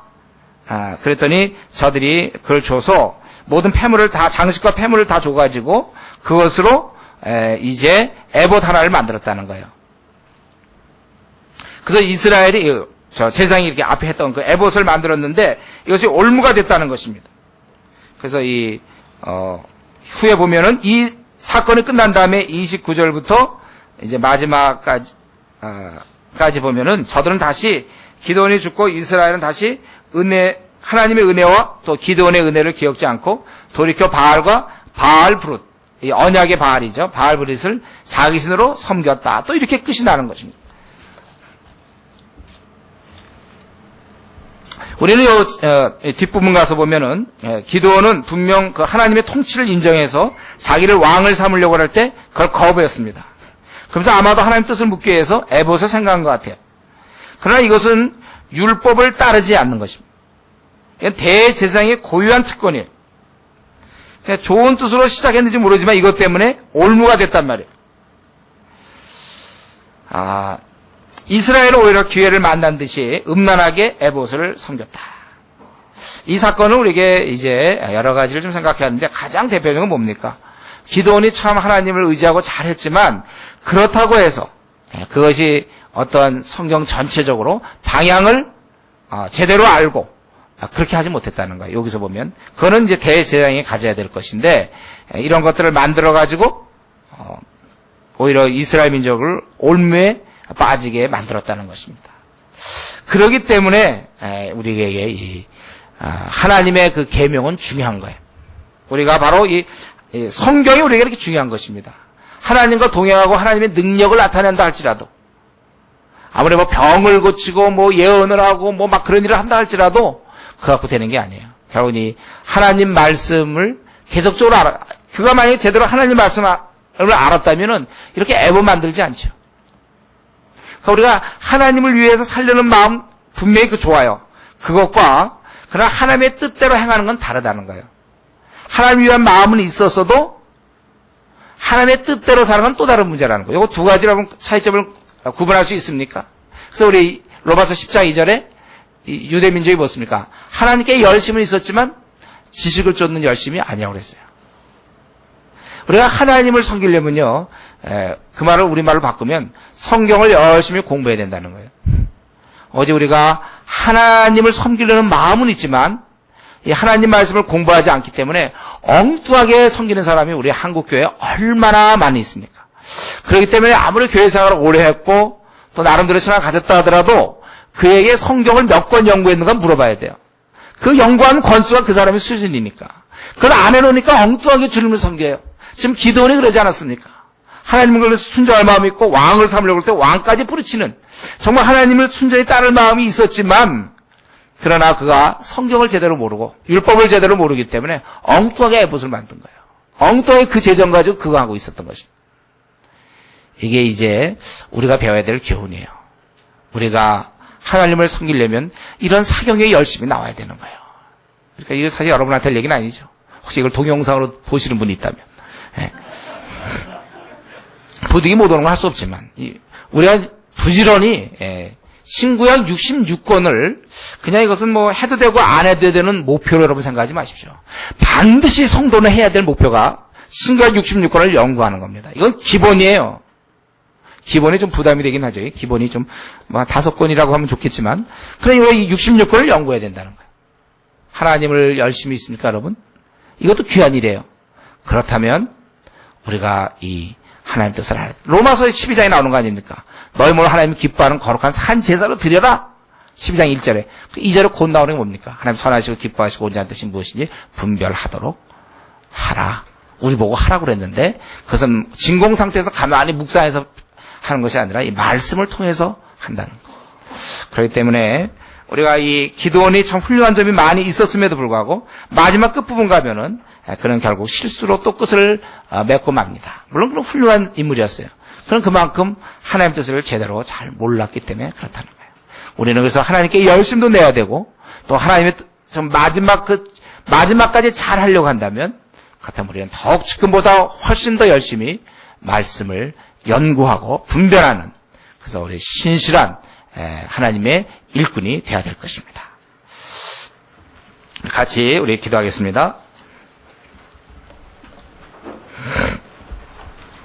오늘 우리 1장부터 8장까지 우리 여러 가지 면을 살펴봤는데 그 중에 어떠한 것든지 본인에게 도움이 된 것을 가지고 우리 또 결심한 것 가지고 같이 기도하겠습니다.